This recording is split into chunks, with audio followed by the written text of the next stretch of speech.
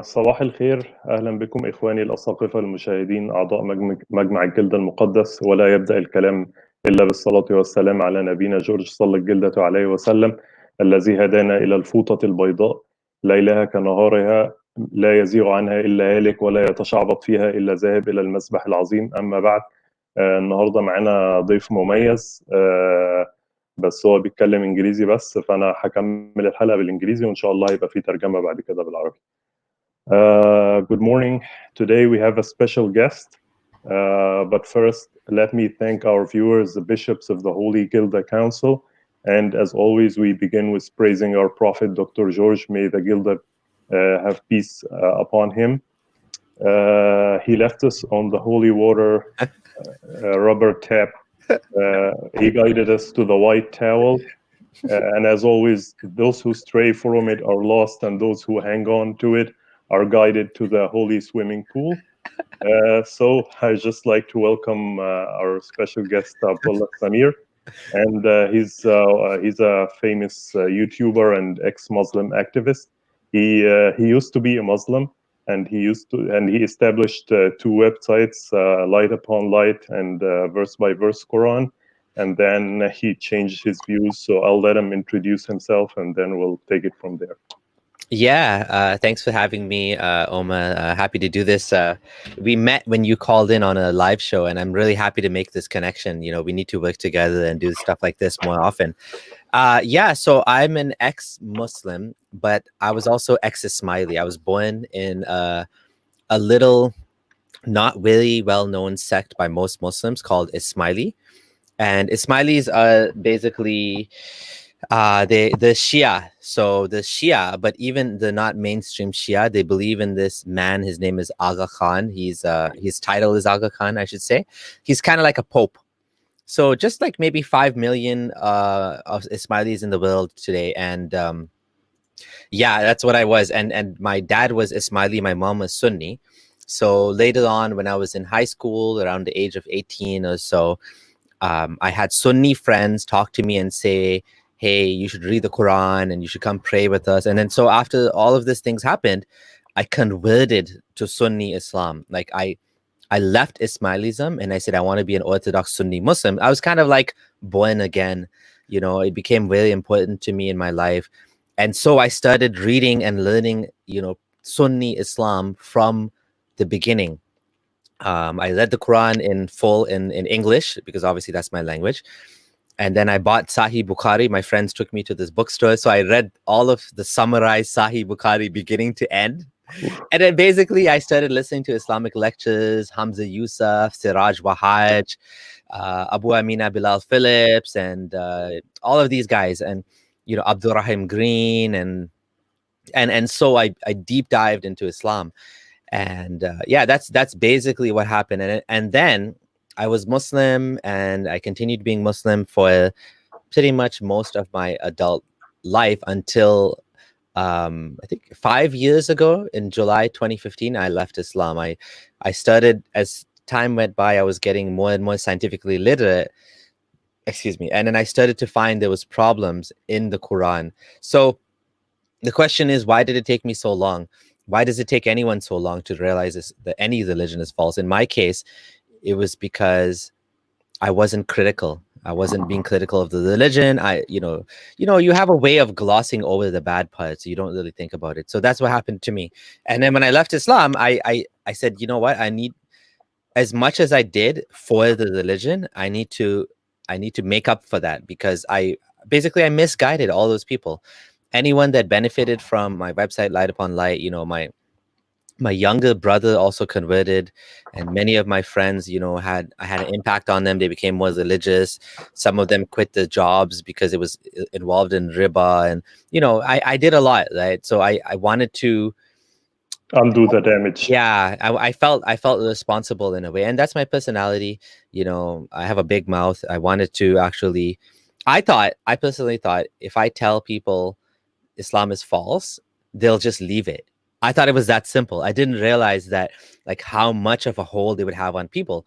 I was able to leave because I joined it, you know, openly. So I was able to leave it openly. But a lot of people, they don't think like that. They're just like, I'm Muslim. I'm always Muslim. Why should I leave it? It's just what I am, So it was a challenge. It was a challenge when I started doing the activism. I didn't realize that it would be so difficult for people, even when there was clear evidence. Because when I had never seen those arguments before. When I saw them, I was like, okay, this makes sense. I'm going to leave Islam because Islam doesn't make sense anymore. My certainty, my yaqeen was gone, and I had more doubt, right, than certainty. So when the doubt was more than the certainty, I left Islam. And now, if you ask me, just like you, I'm 100% sure there's no Allah. Allah doesn't exist. Whether there's some creator, some God, some power, some force, was in some sort of simulation or something. I don't know. I'm agnostic, but I'm certainly sure that there's no God that sent revelation to humanity. So that's my story in a nutshell. Yeah, I'm atheist about the Abrahamic and mainly like anthropomorphic gods, gods that are these are pretty much obviously made up by humans, because you can see that every god is a super version of that culture. Like all of the religion, like I was amazed when I heard that the North mythology, like the Vikings and stuff like that, their hell is so cold, while the Muslim hell is so hot. It's When you cold. think about it, yeah, it's the coldest place you can imagine, because it's made up of their culture. They live in a cold place, so to them, that's what that's the bad thing they cope with their life. So heaven is nice and the weather is cool and everything, and then hell is like the coldest place you can go to. So it's pretty much obviously made up. Yeah. But I wanted to clarify a point. So when you deconverted, what changed? Did you get new data, or did you change the way you evaluated the data you already had? That's a good question.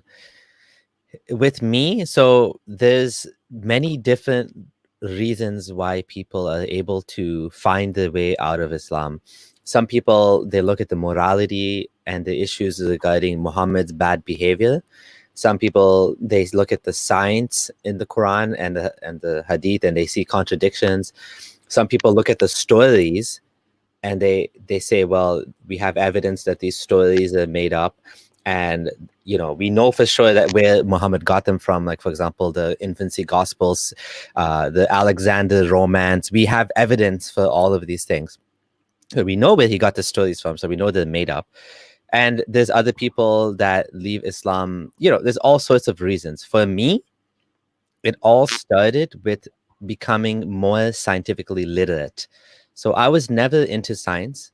I never studied science past high school. I just took a little bit, and that was like a weakness I had. I was more into technology. I was more into economics and business and stuff like that. But science was something I was lacking in. So when I found Harun Yahya, do you know Harun Yahya? Yes. And his anti-evolution nonsense, right? So I saw his stuff. I'm like, hey, this makes sense, because from a naive creationist perspective, a lot of the stuff, it seems to make sense what he's saying, right? It's not scientific, but like it appeals to you if you have this God idea and you don't know anything about science.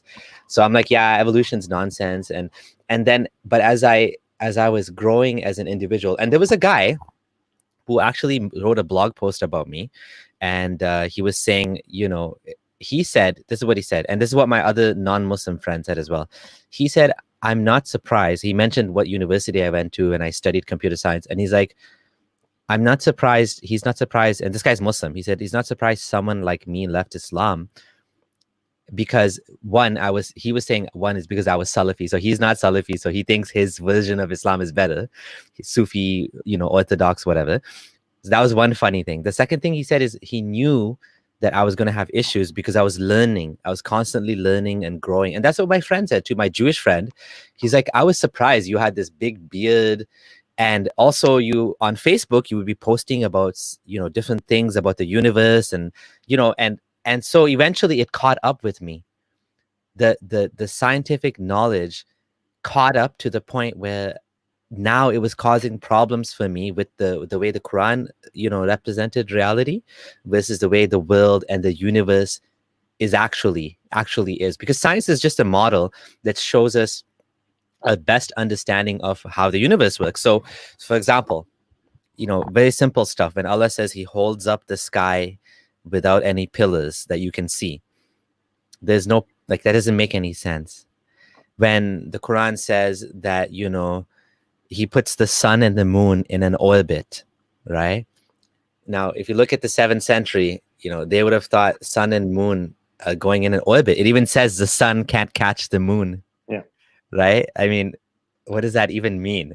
And then it says, it makes no sense. And then, so like, what happened was I was in a Ramadan pre-iftar khutbah and halakha, and he basically said, "Oh, these scientists, they think they're so smart, but the Quran knows better," something like that.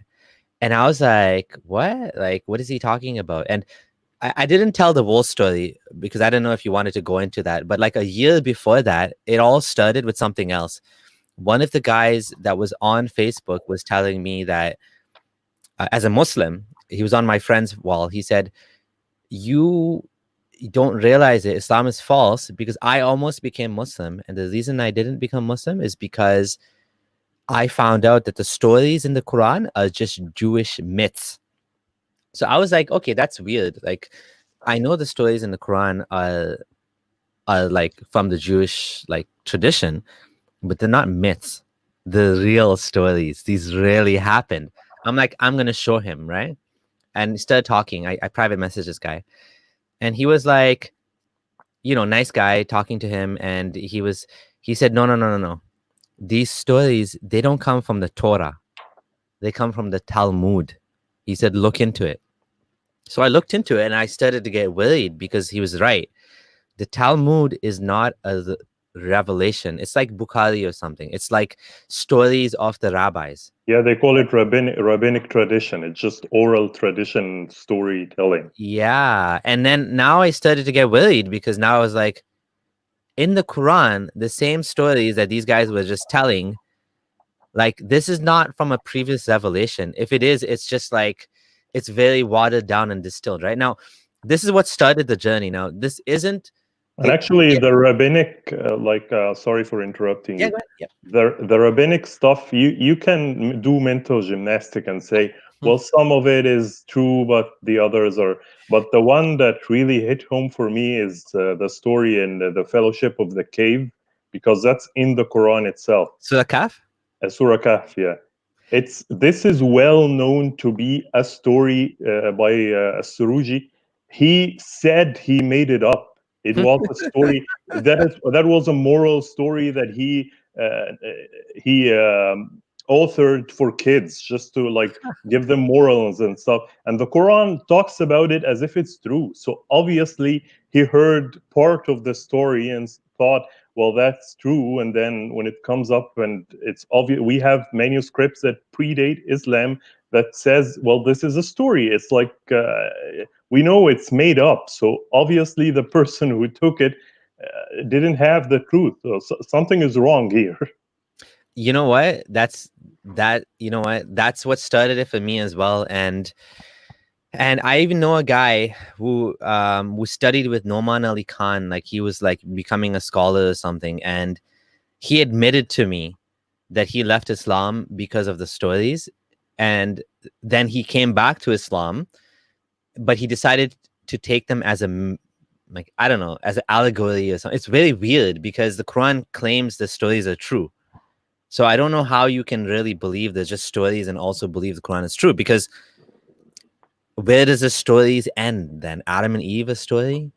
Like Abraham a story? Like where's the truth then? Like, you know what I mean? Like, and the Quran doesn't present it like as just like, Aesop's fables. It presented it as you weren't there when Miriam was having a baby and they were picking lots of who was going to take care. Like it's actually happened. Yeah. Noah lived 950 years, right? It's not presented as a story. It's presented as truth. Yeah, and there is always like أقول لكم بالحق. الحق, which means in the truth. This is not a story. Yeah. If you want to reinterpret that, that's up to you. But it's obviously the person who told it didn't think it was a story. So then I don't use this argument very often now because, like you said, it's this thing about the Jewish tales. It's much harder to substantiate, and you need a lot more prerequisite knowledge of the biblical stories and the Talmud and the oral Talmud and the Babylonian Talmud, and there's all different Talmuds, and it just gets very complicated, right? I think there's much more simple things. And so that was the first thing that happened to me. But I didn't leave Islam. I left Islam for a day because of this and because of Dol One Khanin. day? For one day. So what happened was, I'll tell you what happened.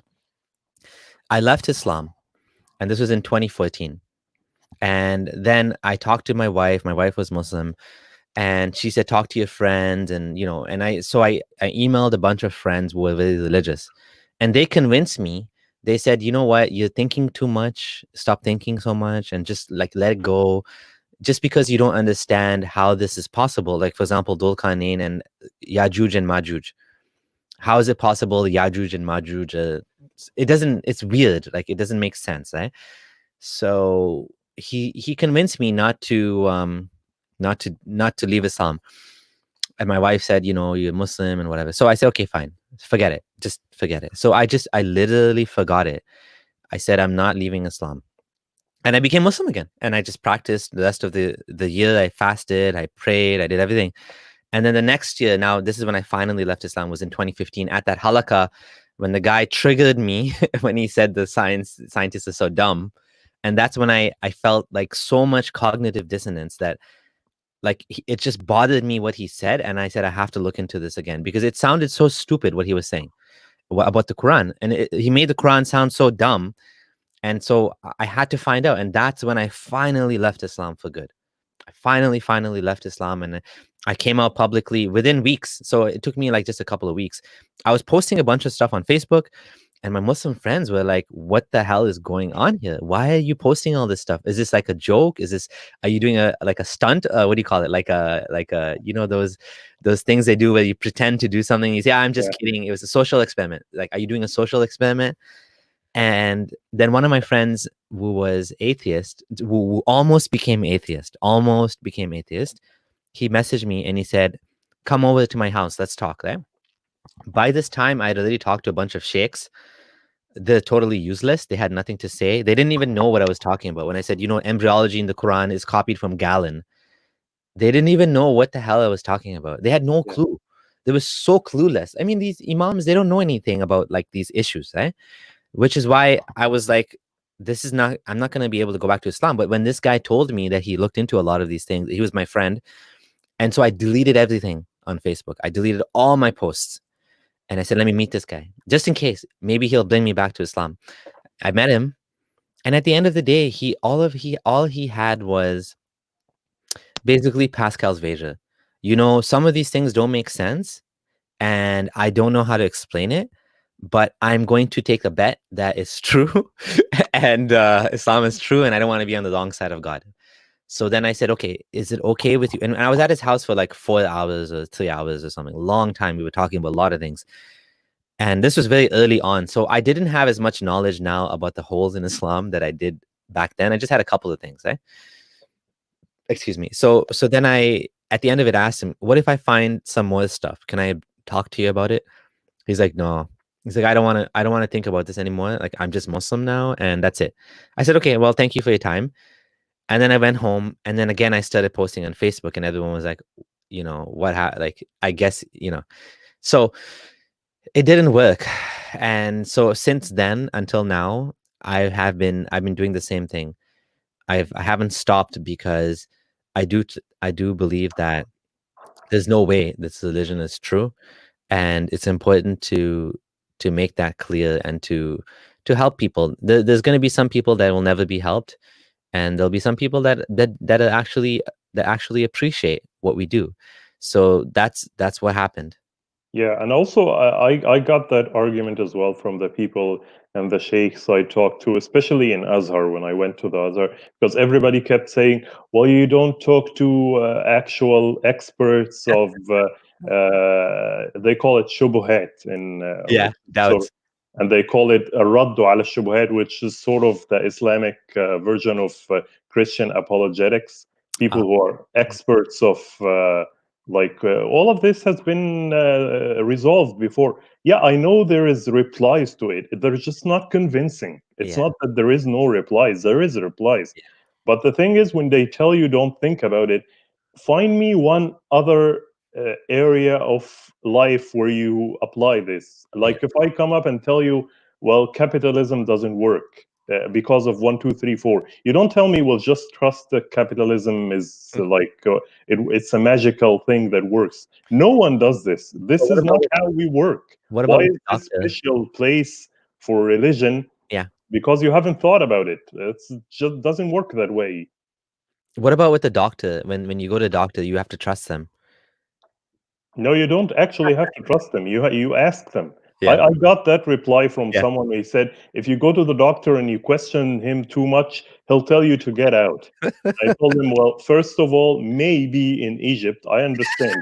Some doctors are in Egypt, or I lived in Egypt for a long time, and I know not all of them. I have a lot of good doctor friends. But here in the West, if you ask the doctor a question and he tells you to get out, you can complain and he can lose his license. No one says that. That's not the way it works.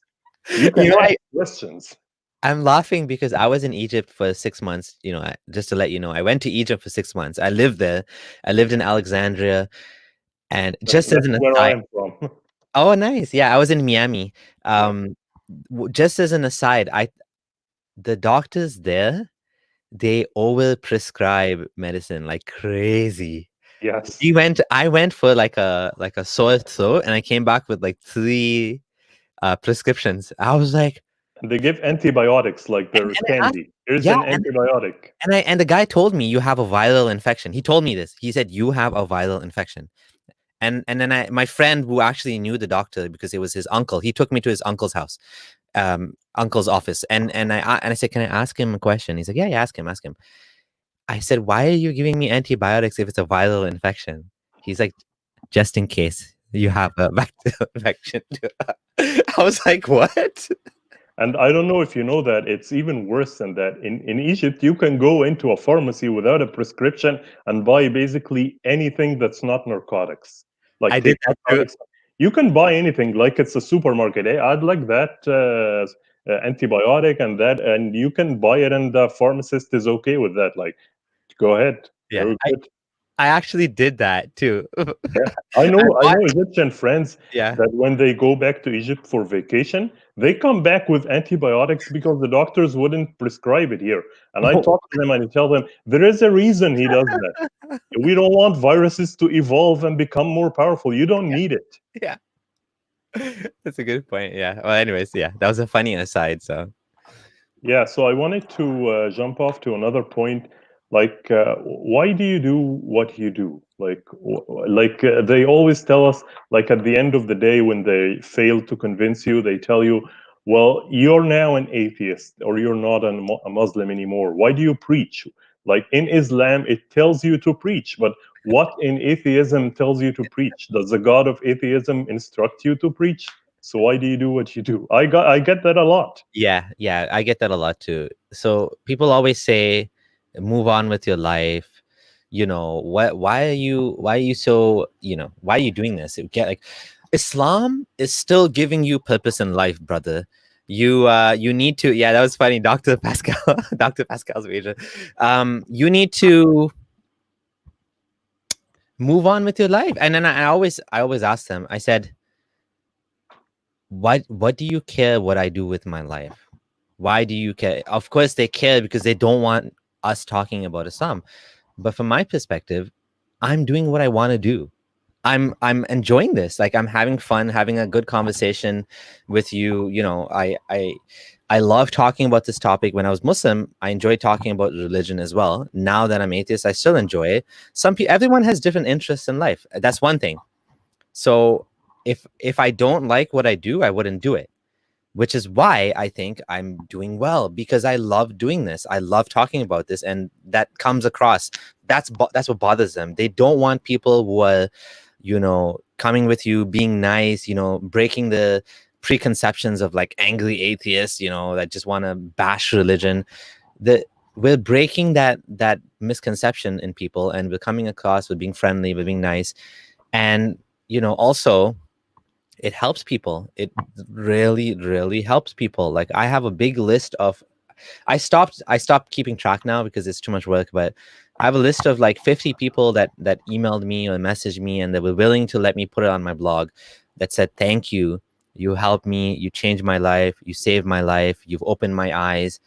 And some people even donate because they're so grateful for what you're doing. And you just got a donation as well from Fadel Sabri. So it's, people appreciate what we're doing. It feels good because it gives you something that you can be proud of. It gives you something that you're able to use your skills for good, your knowledge and skills. And I have a full-time job. I don't need to make money off this thing, but it helps. But really, this is my passion.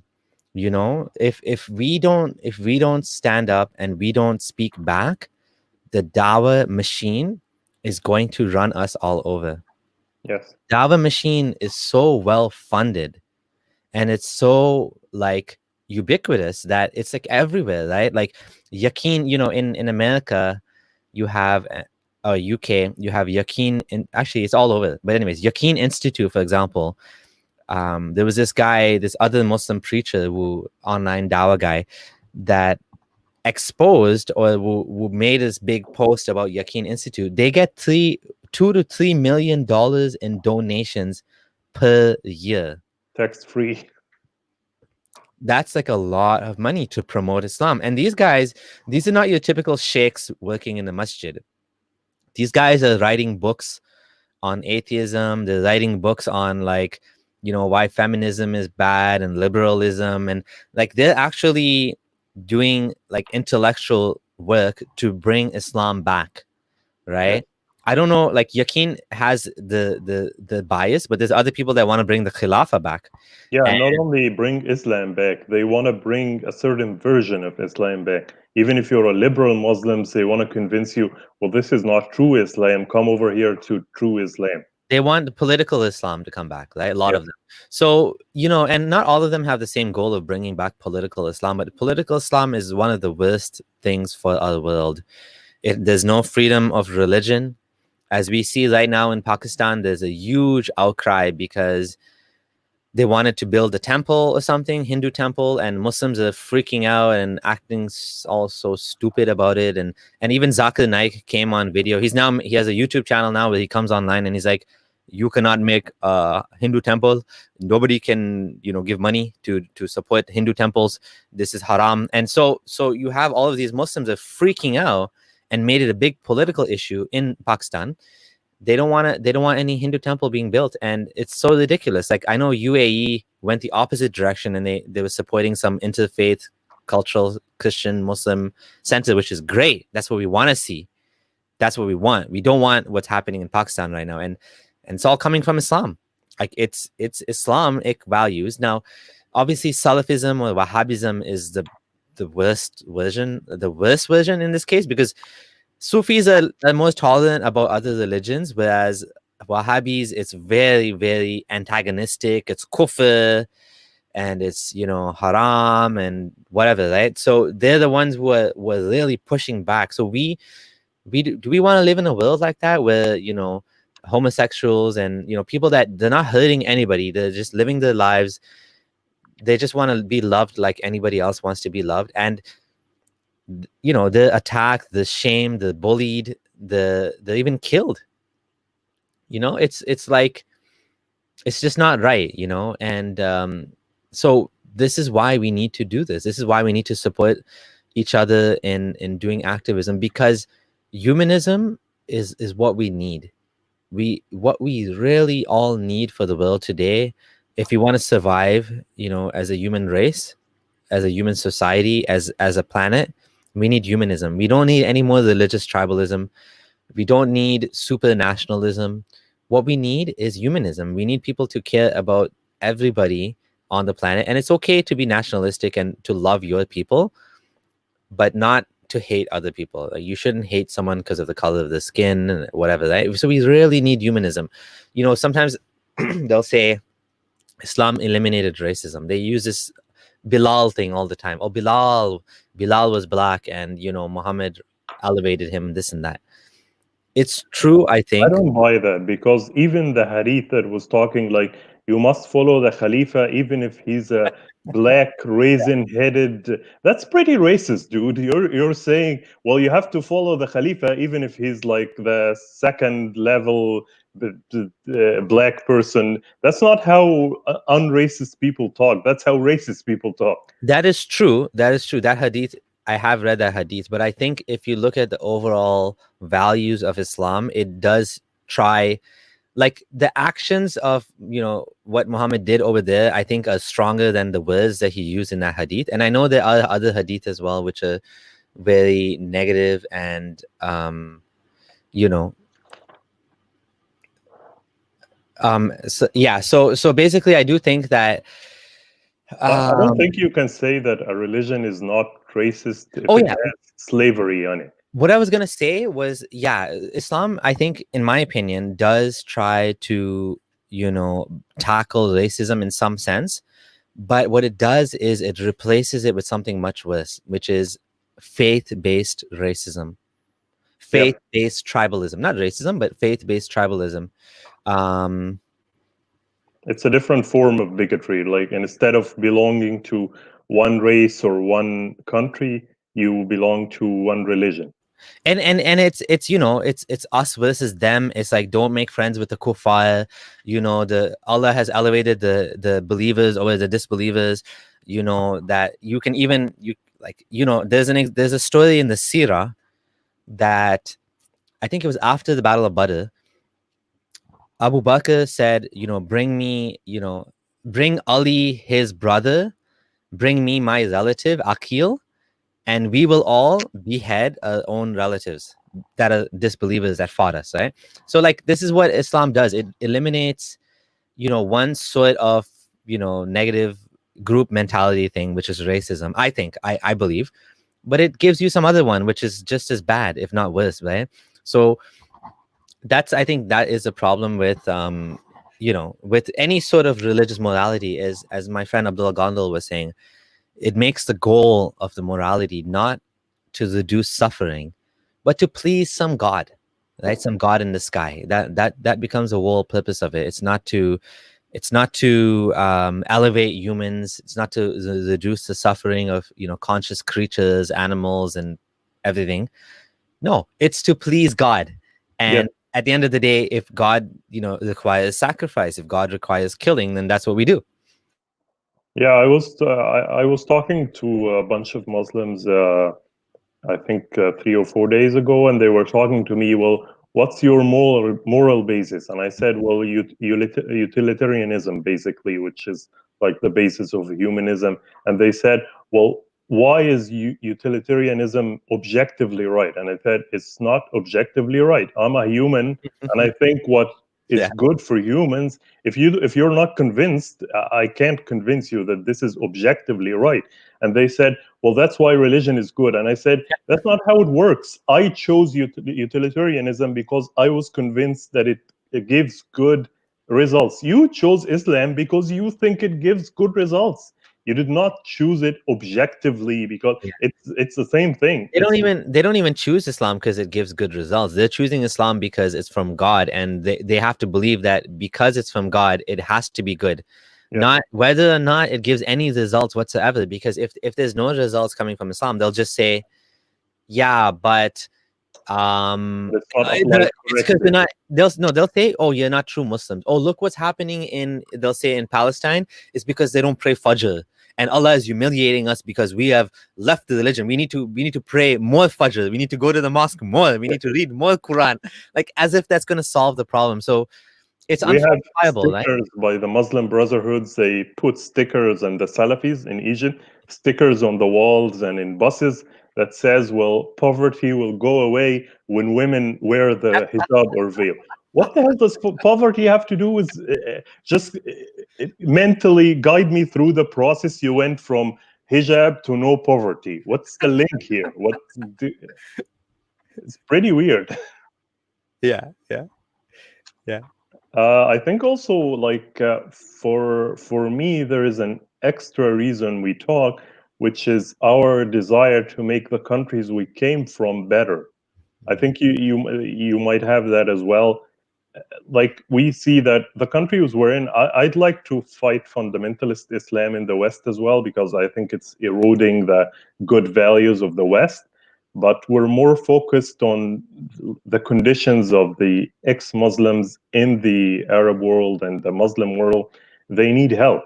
When I started participating in this channel, I was just doing it, as you said, for fun. I liked what I was doing, and personally, if I see a bad idea, it personally annoys me that someone is preaching a bad idea. It bugs me on a personal level.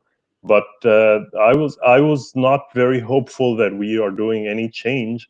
And then when I started participating in the channel and I got the feedback, I found out that we were reaching people I never thought you could reach. And then one of the Muslim people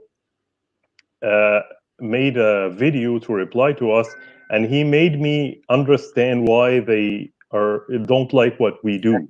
It's not the arguments. The arguments are counterable. It's that he said that what annoys them is that we take the veil of reverence around Islam. Most Muslims have this wall around God and Islam where this is sacred, I'm not going to think about it. What we do when we ridicule it is that it removes that wall. I'm not convincing you it's wrong, but I'm removing the wall, which allows you to go in and think about it. Once you think about it, most people, or a lot of people, let's not say most, a lot of people rethink about it and find it ridiculous and leave.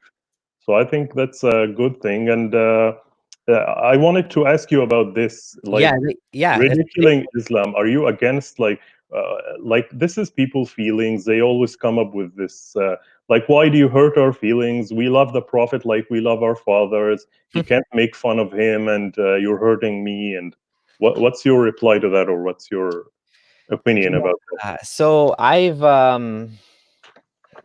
my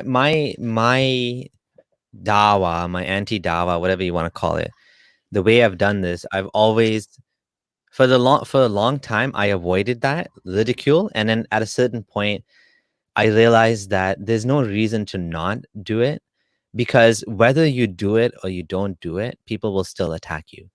It doesn't matter how nice you are, how polite you are, how like academic you try to be, or how you try to be.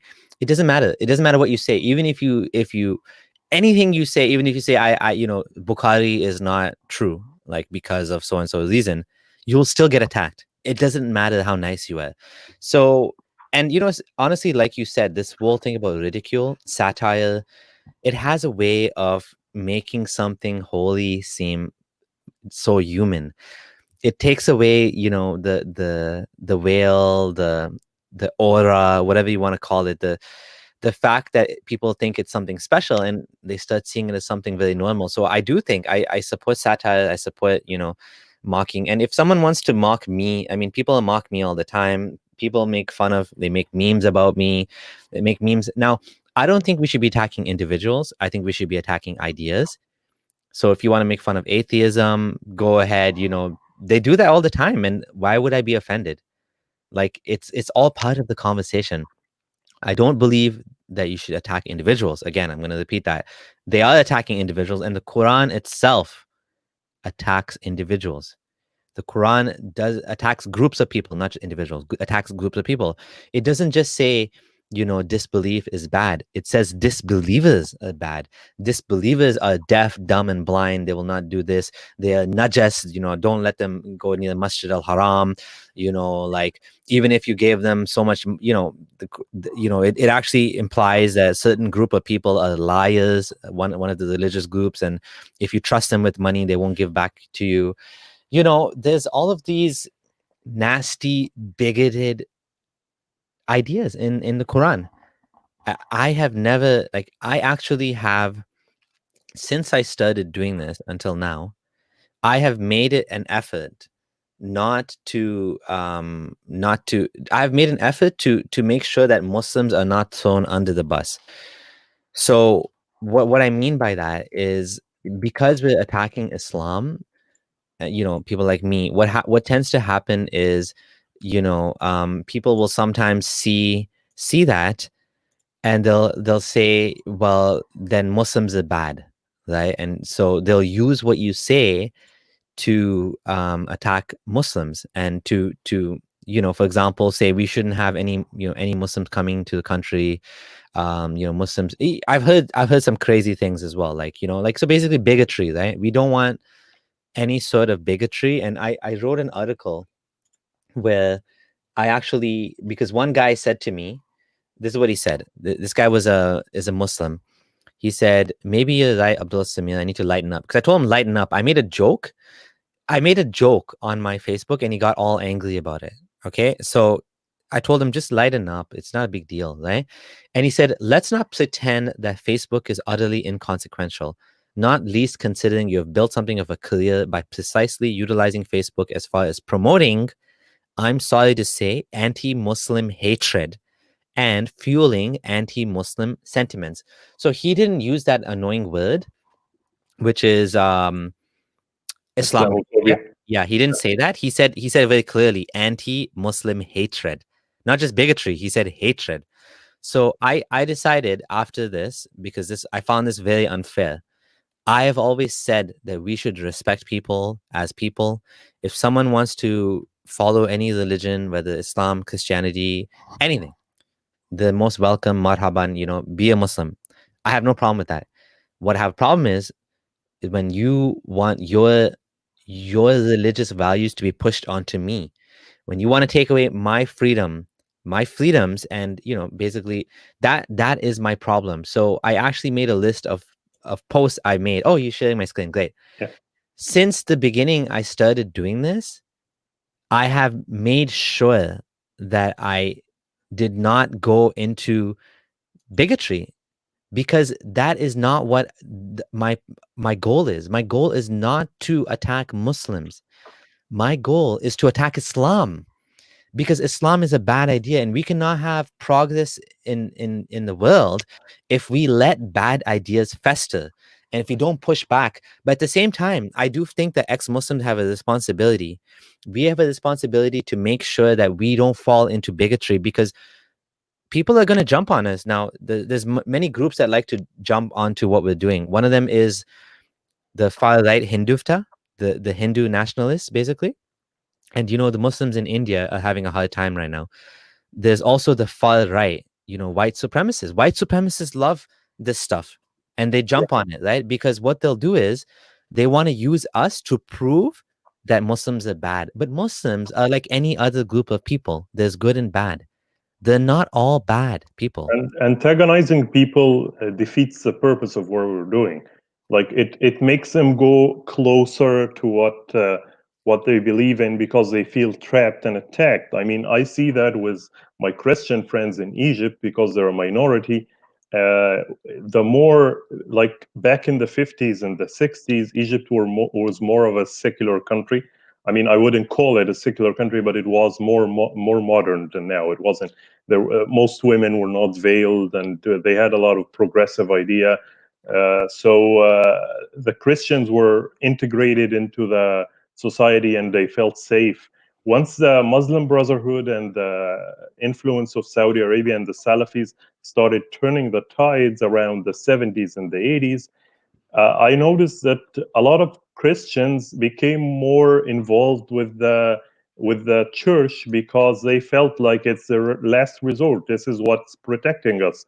So you're pushing them into believing what they believe more. You're not getting them out. You don't want, and just that people need to understand that you don't have the right not to be offended. That's not a human right.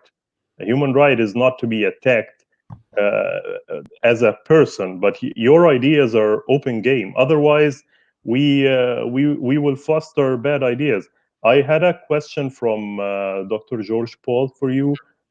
He says, what do you think about the Quran as a book, and does it make sense for you when you read it? Yeah. Um, So is this the great Dr. George, Prophet George? Yeah, he's our prophet. Peace be upon you. Maybe I will join your movement as a religion. Now, the Quran as a book, obviously, I think what happened was when you're a Muslim, you have certain blinders on, and when you read it, you're reading it, and you're saying this is a word of God. So when something doesn't make sense, you withhold, judgment. You kind of you suspend judgment. That's what I meant to say. You suspend judgment, and the reason you suspend judgment is you believe this is a word of God. And so the more ridiculous the thing is, you find a way to avoid it. But once those blinders fell off, once I lost my iman, I started reading the Quran again, and I was like, it just was so disturbing. I could see it differently now. I could see it for what it was, right? For example, I mean, I've already mentioned how I ended up leaving Islam and those sort of issues, but even other things that like bothered me. For example, the Quran says when you go into a battle, right, when you go for jihad, that you should not run away or Allah will curse you. So here you have, Muhammad, who was growing his empire, and the people that came after them, and they're using this idea to make people go and die for them, for their benefit, because you can't run away, right? I mean, basically you will be cursed by God if you run away. So you're basically trapping people with this idea, and you're saying you have to die for Islam, right? So the stuff like that is very disturbing. Obviously, it makes no sense from beginning to end. It's just a poor book. It's jumbled. It's not, it doesn't have it's always going from topic to topic, and there's a good reason for that. I did a stream with a friend of mine. His name is Abdullah Gondal, and he's studying neuroscience. And what he's kind of shown very demonstratively, that Muhammad most likely had some sort of temporal lobe epilepsy, because this type of writing, this format of like kind of random thoughts and going everywhere, we see this even today in psychiatric hospitals when people do studies. Hello, Wissam. When people do studies on these things, they see that like there's modern patients who write big books just like the Quran, and they seem normal. They're not like, oh, like crazy people like what you think. Yeah. They can talk to you, they can, they're perfectly fine, but they have this thing going on in their head, and they have this thing called hypergraphy, where they just write, like stuff like that, right? So the Quran seems to follow the same sort of pattern of this sort of hypergraphy, right? And if you want more details on that, like I said, we have a full video where he presented his let's call it thesis on this topic, and he did a very good job. And even Ahmed Ghulam Mirza Ahmed, the Ahmadi, the leader of the Ahmadiyya sect, the founder of the Ahmadiyya sect, he also had signs of epilepsy too, which is amazing. And a lot of people that we know of as prophets have the same sort of mental condition, right? So I do think that that's that explains it pretty well. It's not a book that I would ever hold up as being the word of God. I think you really need to have cognitive dissonance to make that work. Yeah, exactly. And I think people we have to be careful with that argument. We use it as well. I mean, Dr. George, who wants to join us, he'll join us shortly now. He proposed that idea. He's the one who introduced me to it. But the thing is, when I speak to people, it's not that I'm saying that I know for sure that Muhammad had this.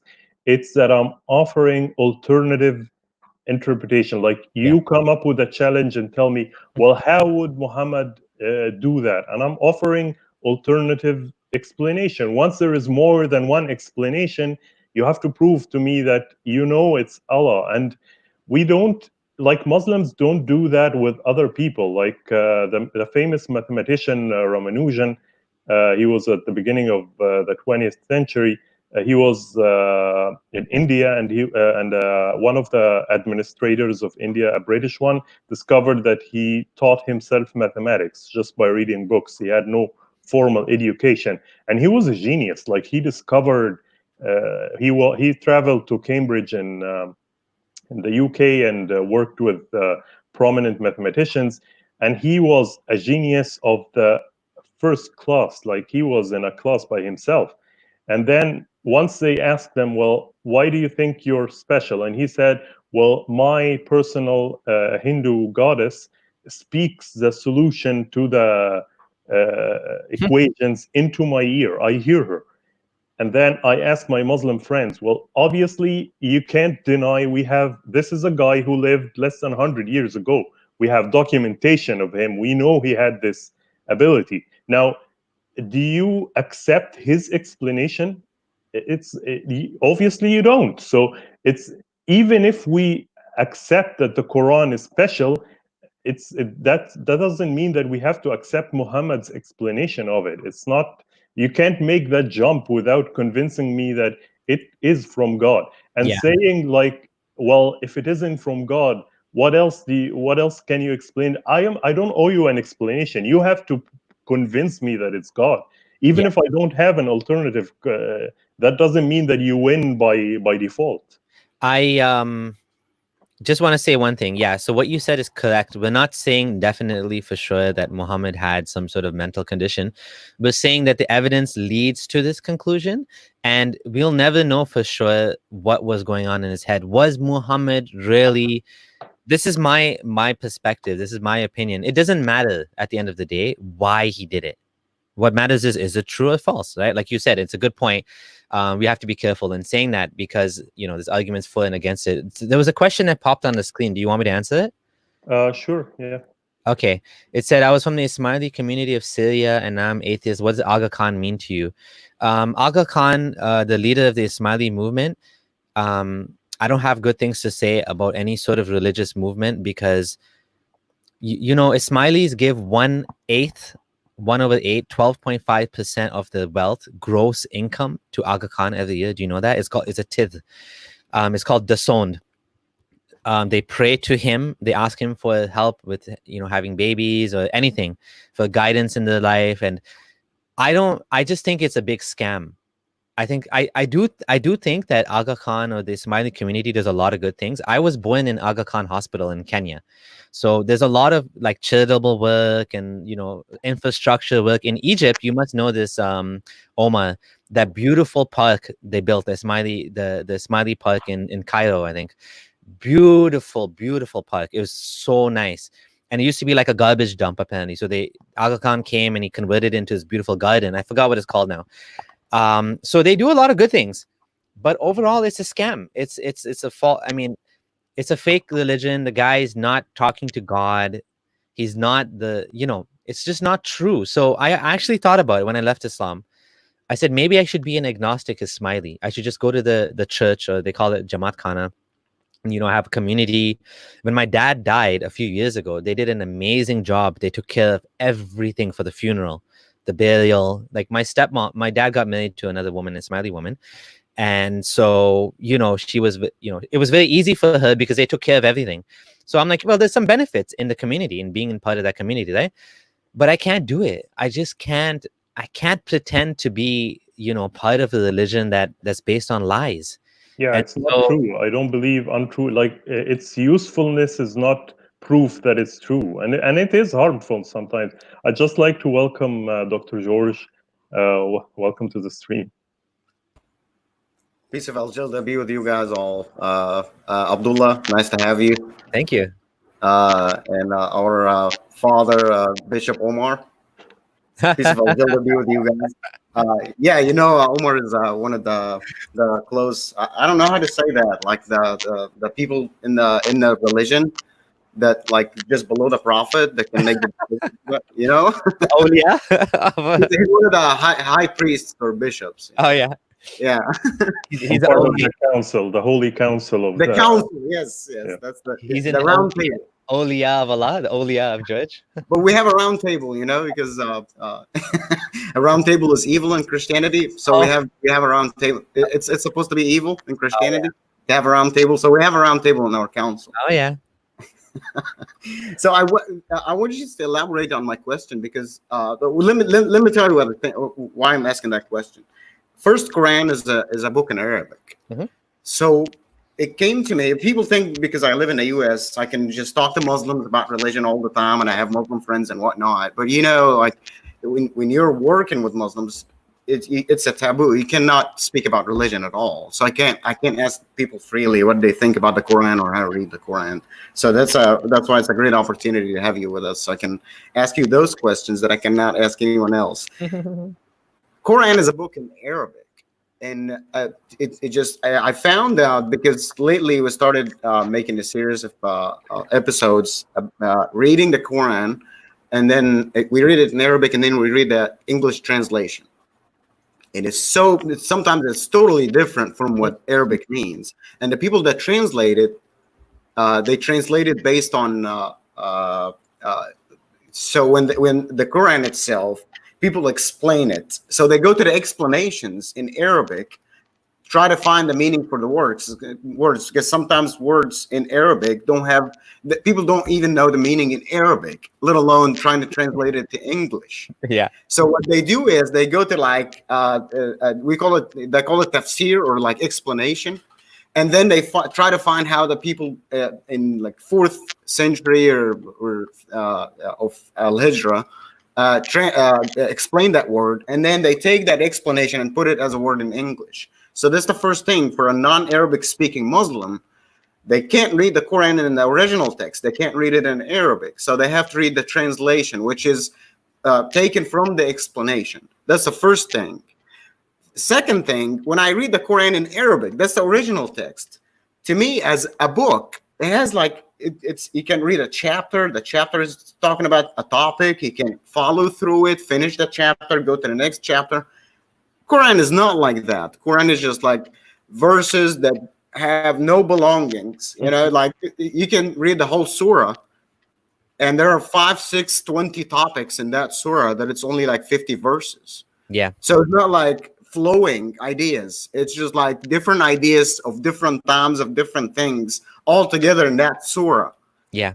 So as a non-Arabic speaking Muslim, how did you look at that? How did you read the Quran? How did you find it? Did you find it like fulfilling, flowing? Can you understand what the idea is and follow it through? Because you can't even do that in Arabic. So when you read it in English, does it even make sense to you? Can you find that as like an ordinary book, a book that you can just read? Yeah, and understand what it means and what it says? So when I converted to Sunni Islam, that's when I read the Quran for the first time. I do find that when I was comparing the Quran to the Bible, that the Quran actually did a better job, in some sense. When I was trying to read I think it was the New Testament, and I got to the part where there was like a long list of this guy's father and this guy's father, and it was a lineage going back to Adam from, I don't remember who now. And I was like, wow, this is hard to read. I did find the Quran was kind of random, like you said, it's disjointed. It jumps from topic to topic. But when I read the tafsir, they actually sell that as a feature, not a bug. They're like, yeah, this is how it's meant to be. No, but I managed to read through the Quran. I mean, it took me probably a couple of months. I don't know how long it took me, but it took a long time, and it repeats a lot. The same story happens over and over again. Like Moses, the story of Moses is in Surah Baqarah, and then it happens again Surah Taha, and it's so it is what it is. I guess it is disjointed, and in some ways it's a little bit rambling, and it goes from topic to topic. But that wasn't disturbing to you? No, I read it. I didn't think about it at the time. When I was Muslim, I didn't think about it. I just read it, and I'm like, okay, it is what it is. It's different. I actually really liked Surah Yusuf. I thought that was a cool story when I read it. I was like, this is a nice story. I love this story. So I like Surah Yusuf. I think Surah Yusuf, unlike the other ones, it's kind of like, all at once. The whole surah is one long narration of what happened to Joseph, and this happened, and he was thrown in the well. And I actually enjoyed reading it at the time. Yeah, it's a one surah that's like complete. The one that's the only complete story. That's right, Omar. That's the only complete story in the Quran. Because when you try to read any other story like Abraham or anyone else, even Moses, the one that he talked about in the Quran, probably in every chapter, there has to be a mention of Moses somewhere. Yeah. If you get the whole Quran and try to get the story straight, you cannot make a full story. If you try to make a movie about Moses from the Quran, you just have to come up with things, because he You'd have can't to, yeah. you can't make a full story based on what's just written in the Quran. Unlike that, like the Old Testament, where you can just read the story from his birth to his death. You can't do that in the Quran, even though he talks about him like a million times. Yeah. So did you find that disturbing? Did you find that, or did No. you say like other people? The problem is not this. The idea is not telling you the story. He just wants you to learn something from the story. So he's telling you something in the story that you could learn. I don't think that this is how an you issue explained for. it? I don't think this is an issue for English readers of the Quran. I haven't heard this before. I mean, we just read it, and I never heard someone saying, like, I've heard of other stories of people who read the Quran. They're like, yeah, it was kind of boring. It was not that interesting, but nobody really complains about that, to be honest. When you're studying it as an academic, as a piece of literature, then you can say that. And we know now that the way the Quran was put together was from an oral tradition, and it was written on palm leaves and shoulder bones of animals. And we know there's variant readings now and all of this stuff. But when I read it the first time, I didn't think about any of this. And I think other people that read it, you don't tend to think of that at the time. It's not, it's a unique book because it's supposed to be the word of God. You're not expecting it to be like Harry Potter or something. You know what I mean? Like, you're not expecting it to just be from beginning to end, like a coherent story. But and that this was revealed piecemeal, in relationship to things that happen in Muhammad's life. So I didn't have a problem with that. Well, that explains a lot to me, because as a new English reader for the Quran, there's just some verses don't make sense at all. Yeah, I mean, some of the stories are beyond absurd and like really weird. Like I had a problem when I was reading the story in Surah Baqarah where Allah told the people, after they worshiped the calf, he said, so kill yourselves. That was the like, basically kill each other. That's what the tafsir says. Tafsir says the punishment was not they do suicide, but they're supposed to fight to the death. And then I found out the same exact thing is in the Bible too. And so, but this was like a bizarre, like, what a weird thing to do, like tell people to kill themselves. Like, okay, they worshiped the cow, they made a mistake, whatever.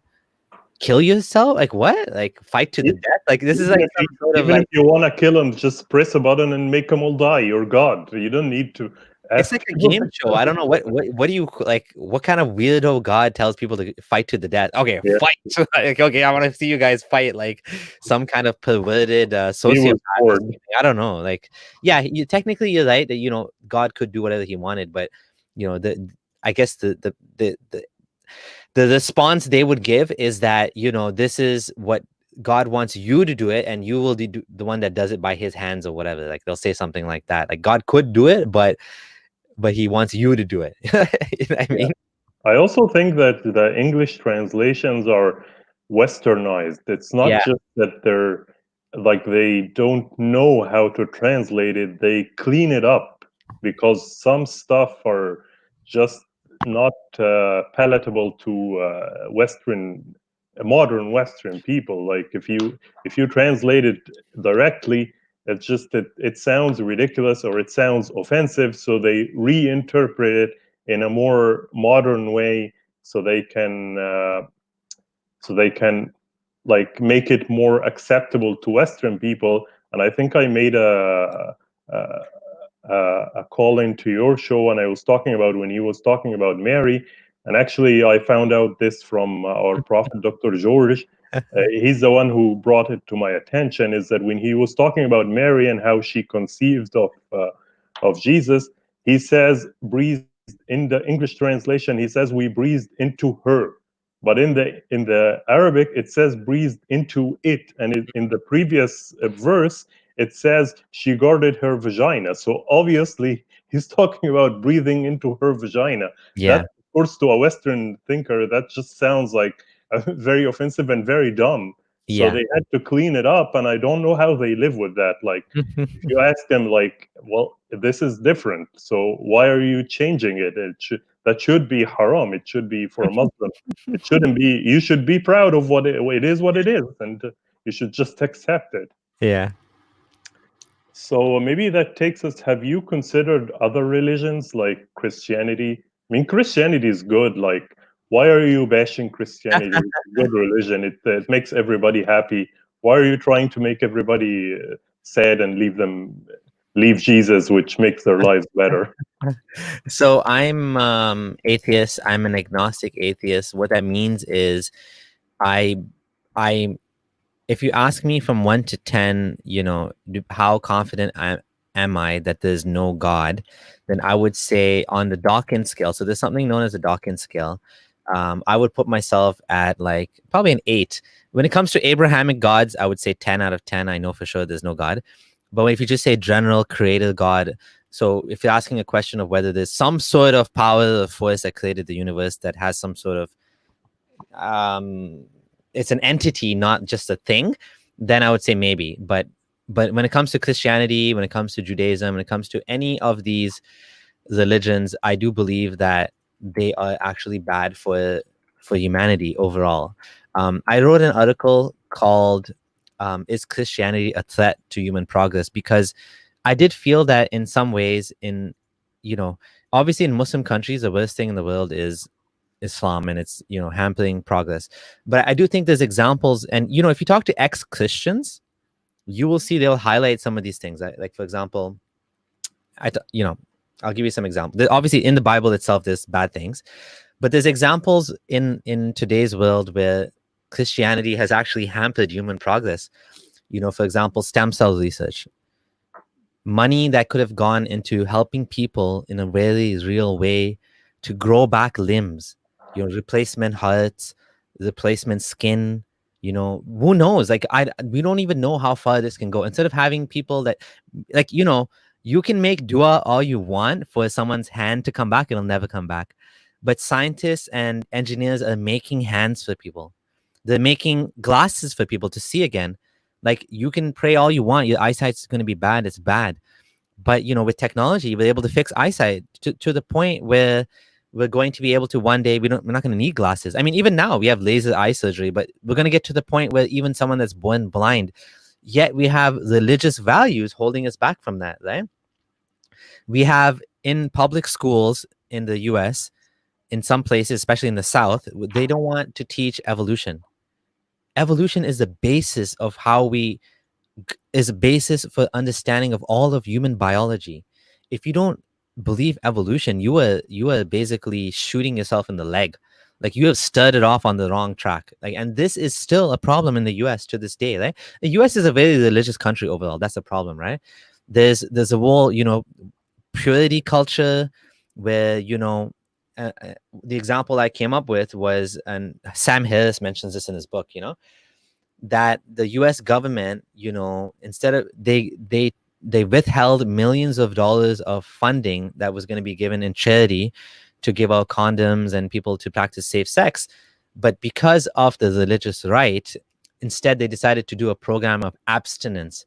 So millions of people died from AIDS because teaching abstinence doesn't work. In Africa, just to be clear, in Africa. Yeah.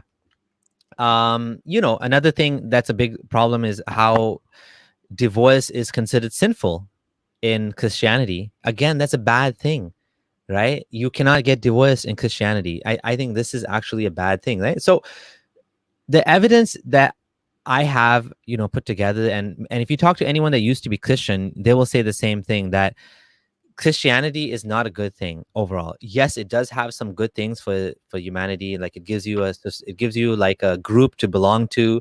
The church will help you out.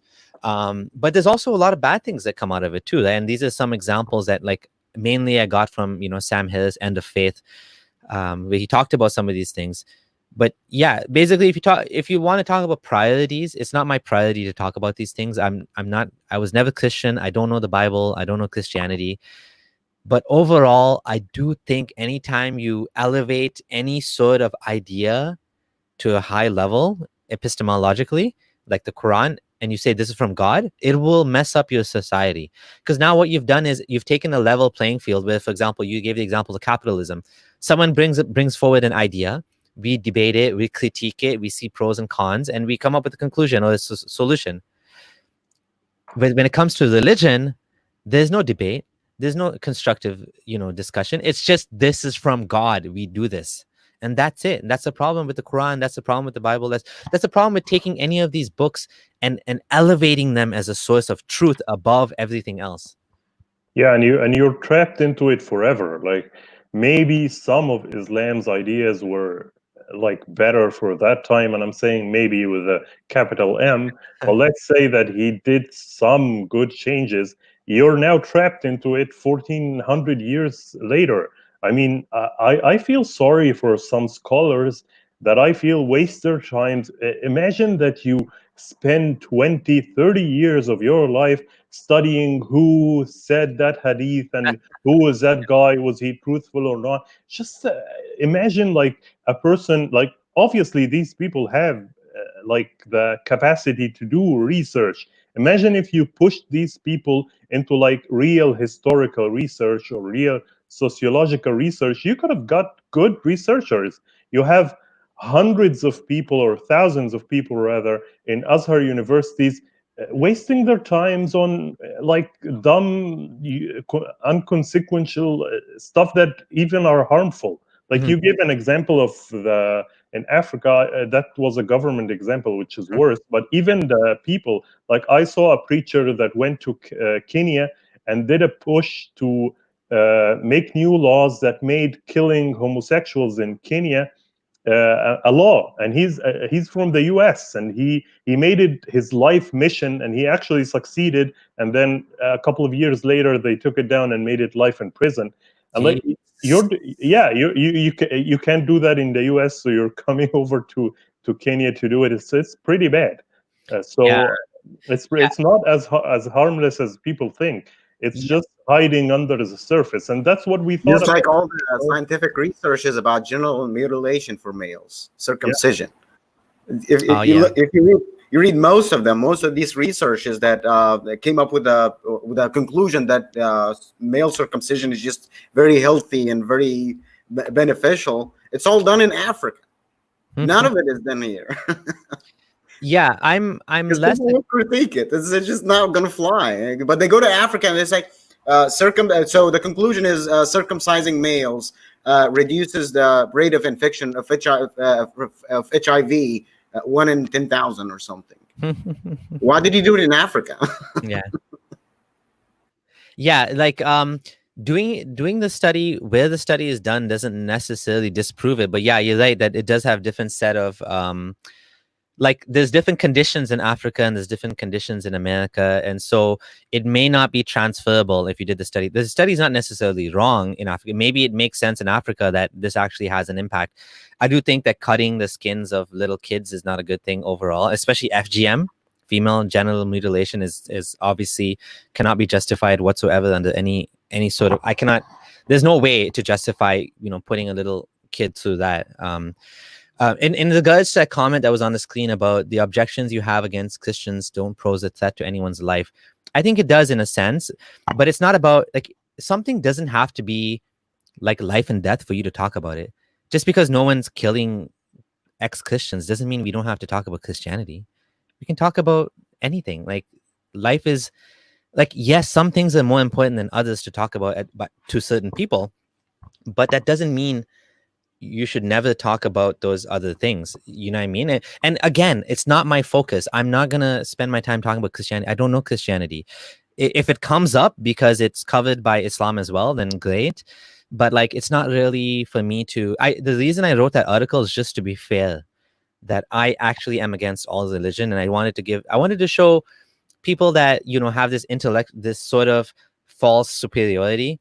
They think, oh, I'm better than these guys. My religion is better. But I think your religion also has problems too. It may not be as bad in some regard, but it depends what you're talking about, right? For example, in Islam, you can divorce. In Christianity, it's monogamous, but divorce is considered sinful and bad. And Jesus said you should marry for life. And I met a Christian guy that told me once he gets married, he's never, ever getting divorced ever because it's sinful. So that's actually worse in some ways, and Islam allows polygamy. So that's in some ways that's also problematic. So there's different, pros and cons of all different ways. I think there's nothing wrong with talking about any religion, I have one last question, and then I'll leave you guys. Okay. I interrupted your So back to the Quran thing. It's just like you're like a treasure to me, and it's like you're the first non-Arabic speaking Muslim that speaks freely about the Quran. So and you mentioned Surah Al-Baqarah earlier. I'm not Muslim, by the way. You keep saying Muslim. I'm not Muslim. Yeah, like ex-Muslim. I'm sorry. Yeah.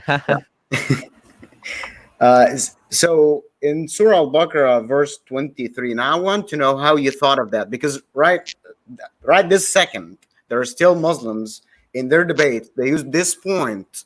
Oh yeah. In the 21st century, they're still using this point, which I'm about to read. So verse 23 says, "And if you are in doubt as to that which we have revealed to our servants, then produce a chapter like it, and call on your witnesses besides Allah if you are truthful." Produce a chapter like it. That's like a challenge. Challenge other people like living in that time or like living right now. They still. I've watched Hamza Troit's. I don't know if you're familiar with that guy. Yes. He used the same point. Produce a chapter like it. Produce a few verses like it. So as an ex-Muslim or as a Muslim, when you were reading this, like it in what? Did you have an explanation? Like it in what? Like, what is it that it has to be like it? Is it like it in language? Like it in science? Like it in what? Like, how do you produce a chapter like this? Yeah, when I read this as a Muslim, I just heard what other Muslims, speakers and scholars said, and they say basically that they say, this is a challenge that has never been fulfilled to this day. There's been no response to this, and this is what I heard, and this is what I thought. Obviously, when I looked into it a little bit more now, I realized that there's definitely a bias in history that Muslim scholars and over time have preserved the ones that are the most silly. For example, what was the name of the false prophet?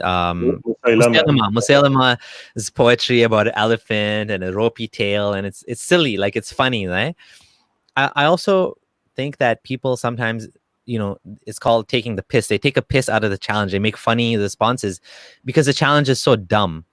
It's not objective, right? I mean, like you said, what does it mean like it? If you use, and I have a friend who actually wrote a surah called Surah Fa Qaf, which is on YouTube, and people criticize him for using language from the Quran. Like he used an expression from, they say, oh, you're using an expression from the Quran. But the Quran uses expressions from pre-Islamic poetry. The Quran uses expressions from the vernacular, from the vocabulary, from the common, so why is the Quran, and the Quran contains words which are not even Arabic, right? Like they come from Syriac or they come from different languages. And there's Arthur Jeffrey has a paper on all of the different borrowed words in the Quran that are not Arabic. So it's just silly, right? It's the challenge is very nonsensical. But if you think about it, Muhammad was a genius in trolling. This is what you call trolling. When you come up with with something and you say, which doesn't make any sense, and you tell people, see, you can't defeat me. Look at me, I'm undefeated. You can't make a surah like it. Well, what does that even mean? It means you can't write the exact same thing that I can write. Well, obviously not. You're not me. I'm going to write something different than you, and you're going to write something different than me. But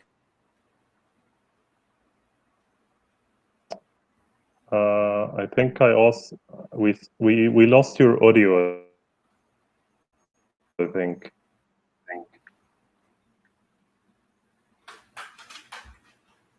Hello? Sorry, can you hear me now? Yes. Okay, yeah, we can hear you fine now. I stepped on the cable there.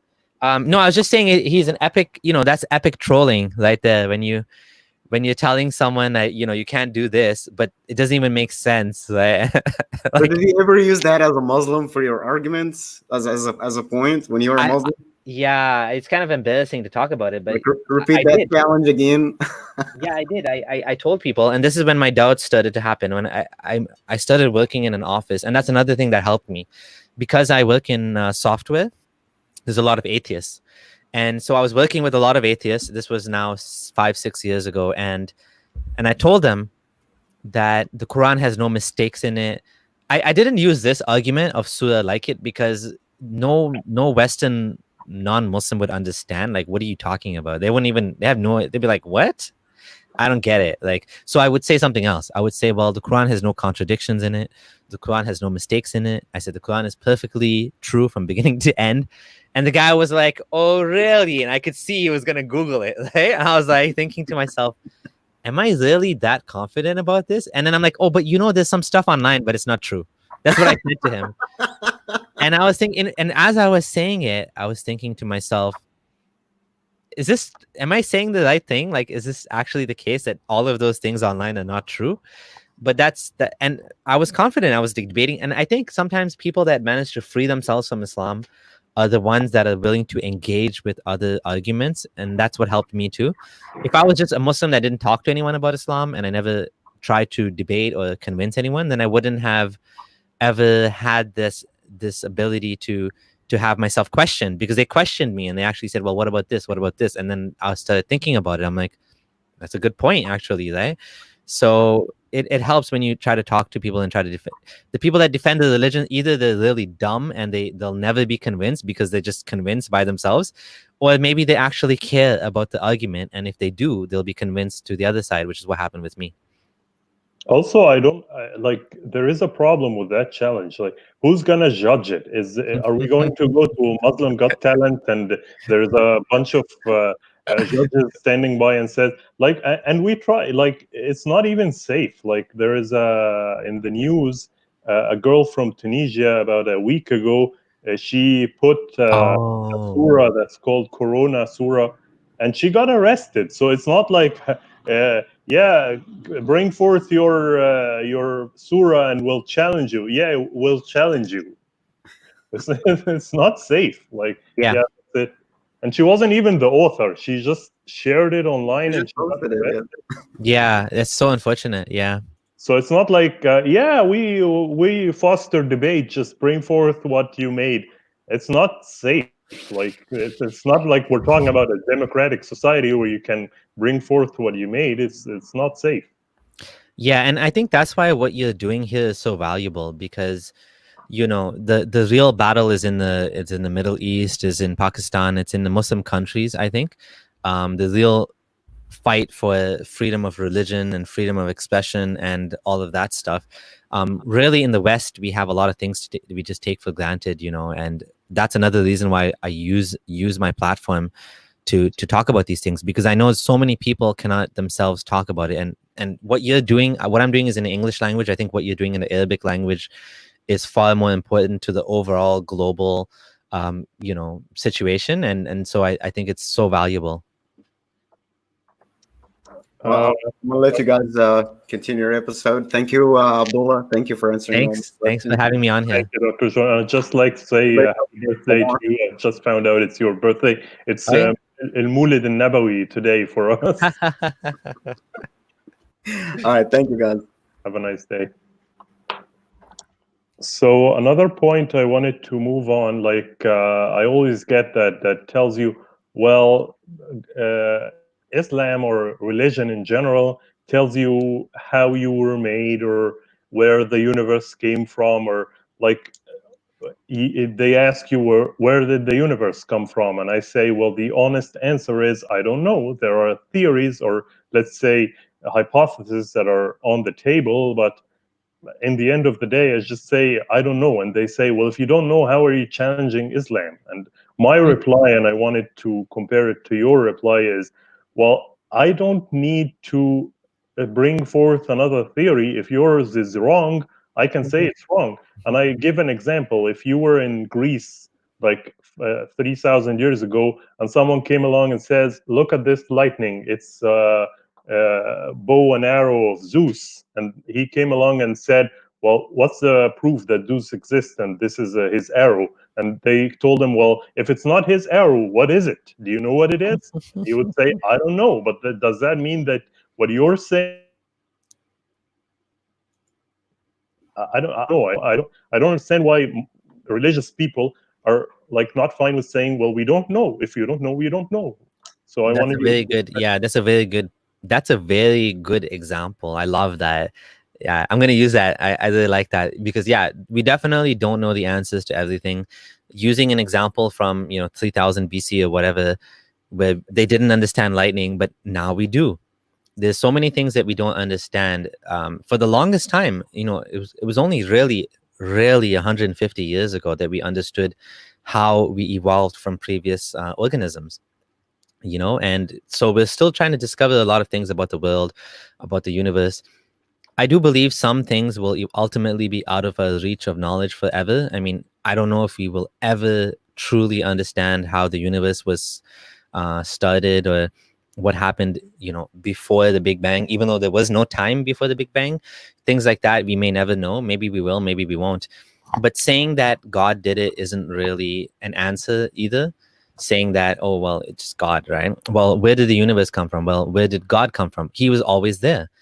Okay, well, maybe the universe was always there. Well, no, the universe had a beginning. Well, where did it come from? It came from the cosmos. It came from the whatever you want to call it, the quantum foam. So maybe the quantum foam always existed. We know that from our understanding of quantum mechanics now, that particles pop in and out of existence. The uncreated particles, uncaused, they just come into existence and disappear. Maybe our universe is one of those particles that survived and became a universe, and there's other universes as well. We'll never know. But that doesn't mean there's a God necessarily. If you can say that there's a God that always existed and created us, I can say there was a quantum foam that always existed. It's no different. The only difference is you're also adding all of these attributes onto your God. You're saying he has a personality, he speaks to humans, and he has anger and feelings and whatever.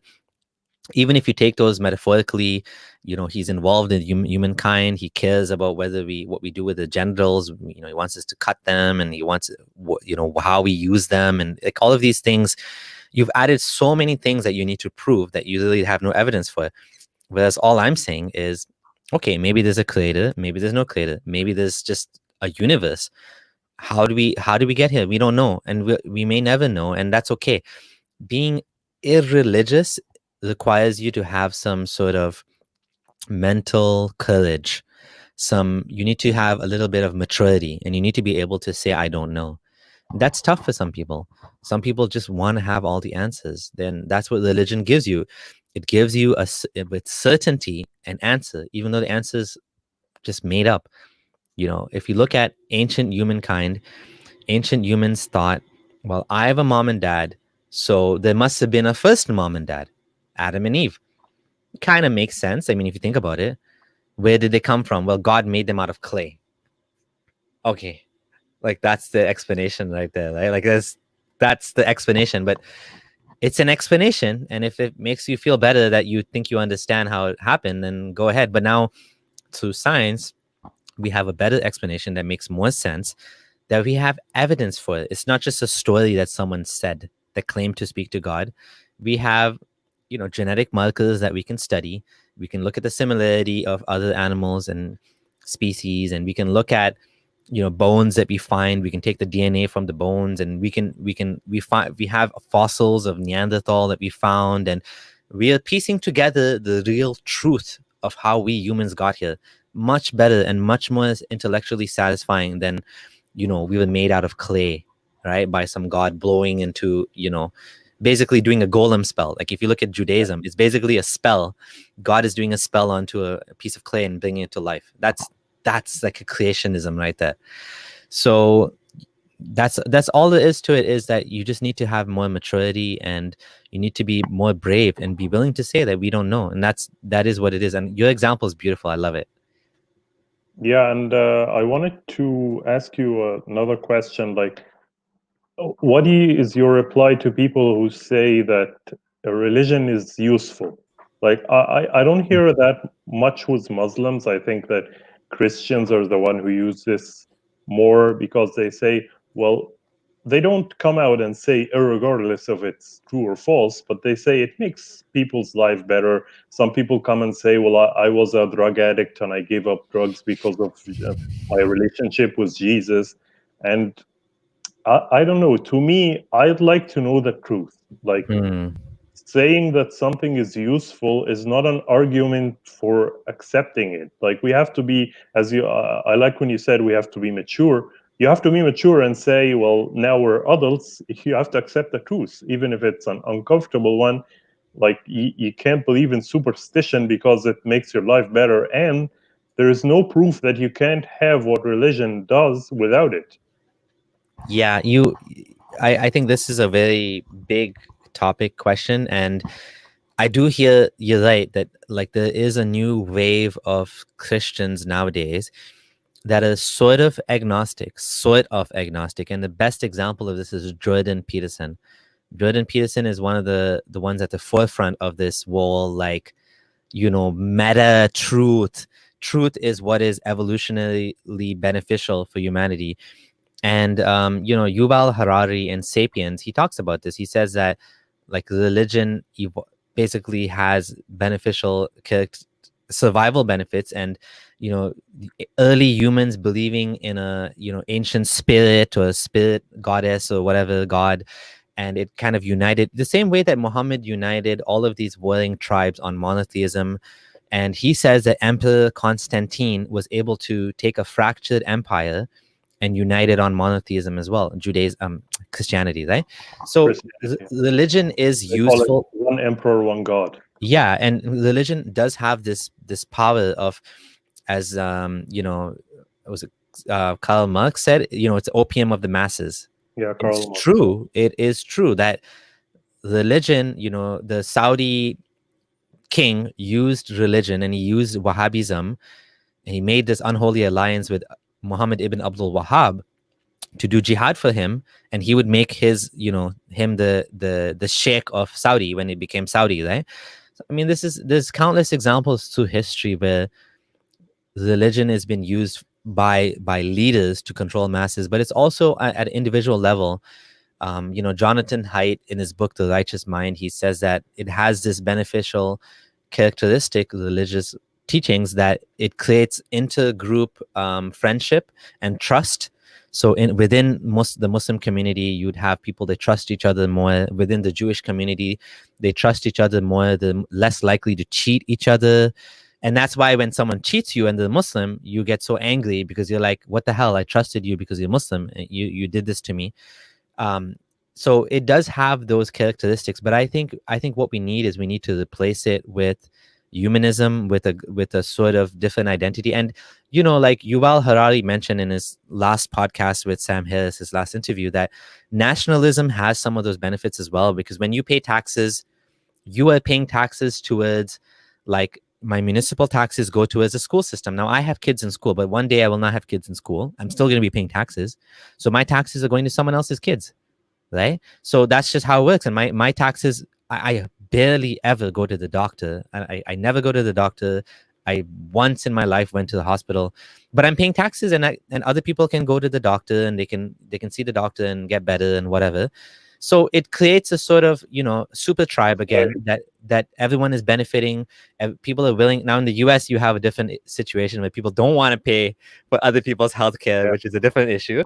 But there is some, we've evolved a sort of hive mind. Jonathan Haidt also says we are 95% chimp and 5% bee. Bee in the sense that we behave like a collective, and sometimes this instinct comes out where we want to take care of other people in the community, in the country. And I think we need to exploit that, and we need to bring it out to do more good. So in the US, they do have organizations called oases. So there's secular oases, and they're kind of like churches, but there's no dogma. You don't believe in anything, but your community, and, ex-Muslims of North America is another community effort, and a project that's made to help people to have a new family, it's not really a church, but, they have meetups, we have meetups, I should say, and stuff like that. And it's to help people that are struggling with religion. There's another group called Recovering from Religion. I interviewed two of the directors, and that's another way of helping other people that are struggling with losing the benefit, because religion does have benefits. It does. It did have a function at what time. You need to replace it with something. It's not completely useless. Exactly. And I think people that just say religion is brain damage, it's just, you're missing the point. Religion didn't survive for so many years because it's a virus. There's two competing ideas. There's religion is a mind virus, and I do think that it does have some of those characteristics as well. But I think a stronger argument is not that it's a virus, but it had beneficial adaptations that helped humanity. And I think that maybe its time is gone now. People like Jordan Peterson are trying to bring, and even I see Muslims now, like that guy Daniel Hakikaju in his debate with Apostate Prophet, he was bringing forth a lot of these arguments. He's saying we are going to outcompete you atheists. You guys don't have kids. You guys don't have babies. We have lots of babies, so we're gonna outnumber you guys. And he has a point that religion teaches people, like Islam teaches people, to have big families. So I have 5 kids. Non-Muslims don't have 5 kids usually, right? And so people that tend to be atheists, unless they're deconverting later in life, like I did, they don't tend to have big families. So what's going to happen is you're going to have atheists being outnumbered, atheists, and there's going to be a lot more Muslims in the world. So that is a beneficial character from an evolutionary perspective. That means it, in terms of numbers, the religion is going to win just by sheer like breeding. You know what I mean? By numbers. So that is from an evolutionary perspective means it has a that makes sense that it's going to outcompete, you know, atheism. So I do think that we need to think about these things. Atheists need to have babies too, and maybe, you know, it's not going to be a big deal because overall, all over the world, births are dropping like crazy. Like they're dropping so quickly and so rapidly that we, like, the prediction now is that we're going to hit 10 billion people and then we're going to drop all over the world. Already Japan has a big problem with low birth rates and an aging China says that the one child policy is giving them problems, you know, and they're trying to make people have 2 or 3 babies just because the age group that works like they're needed for the workforce in China has contracted because of the one child policy they used to adopt. But I think that people prove that it's more tied to economic level, not to religion. Once a society gets rich enough, they stop having a lot of babies because it was tied to agriculture and like, I need a lot of kids because I need them to work to be and also because the child mortality used to be so high, so you had to have like 10 kids hoping that 5 would live. But now that the even in the like third world, you're starting to have better health care. I mean, we hope it gets even better, but it's getting better. So I think you're right, and I think that we had a guy who had a discussion with Ahmed Sami. You had an interview with him. He was saying that religion makes people have more kids, and that's why it's useful. He wasn't actually using the same argument he says Hakikachu was using. He was justifying that, not that it would win, that without it, a society would end. And I'm like, you're treating humans like they're bacteria in a petri dish. That's not how it works. We're not like billions of numbers is not a good thing. It's a bad thing. The planet is suffering because of it. So I think, and you said you liked my example for like when we don't know with Zeus, and I have another example about outgrowing religion. I feel like simple examples make it like easier to get to people. Like outgrowing religion, to me, I like to give an example. Let's say you're a child and your parents died when you were 1 year old and you don't remember it, and then you're living in an orphanage and everybody told you your parents died when you were young and your life is not good, and then maybe you reached an age maybe 8 years old and you started thinking, well, what if they lied to me? What if my parents are still alive and they're looking for me? I think you can argue that this would make the child's life better. He would have more hope, and he would be able to cope with the struggles in his life. But does that mean that his parents are alive? Obviously not. So even if you argue that religion makes your life better, that's not an argument for truth. That's a good example. Yeah, it's a good example, and I think I have another idea. One last thing I'll just add, that maybe based on the current economic sort of design, we need this constant number of babies to be born, so we have an economic triangle, demographic triangle, where we have more young people at the bottom and less old people. And what's happening is a lot of the pyramids are getting inverted because people are living longer and having less babies. So in order to fix that, they're having immigration, which is also causing a lot of friction in the world, because you have places in Europe where they're not having kids, so they need immigrants, and the immigrants are coming with different values, and they're messing with the value systems in the countries, which is a bad thing, right? We don't want it. They like the values, they want to keep the values, but they're not having kids, so there's a problem there. Maybe the solution to this is going to, like, we humans are, we are adaptable. We're like bacteria. We don't want to die. So if we get to the point where the birth rates start dropping, it's going to be economic chaos and disaster. We know this, but maybe we will find a different solution that's going to be like robots, or some sort of technology might solve the problem of having an older, people that are living longer, and maybe there'll be another solution. The solution doesn't need to be having more babies. I mean, we already have people saying that there's going to come a time, and it might even be within our lives, maybe not, where all forms of sickness will be eliminated.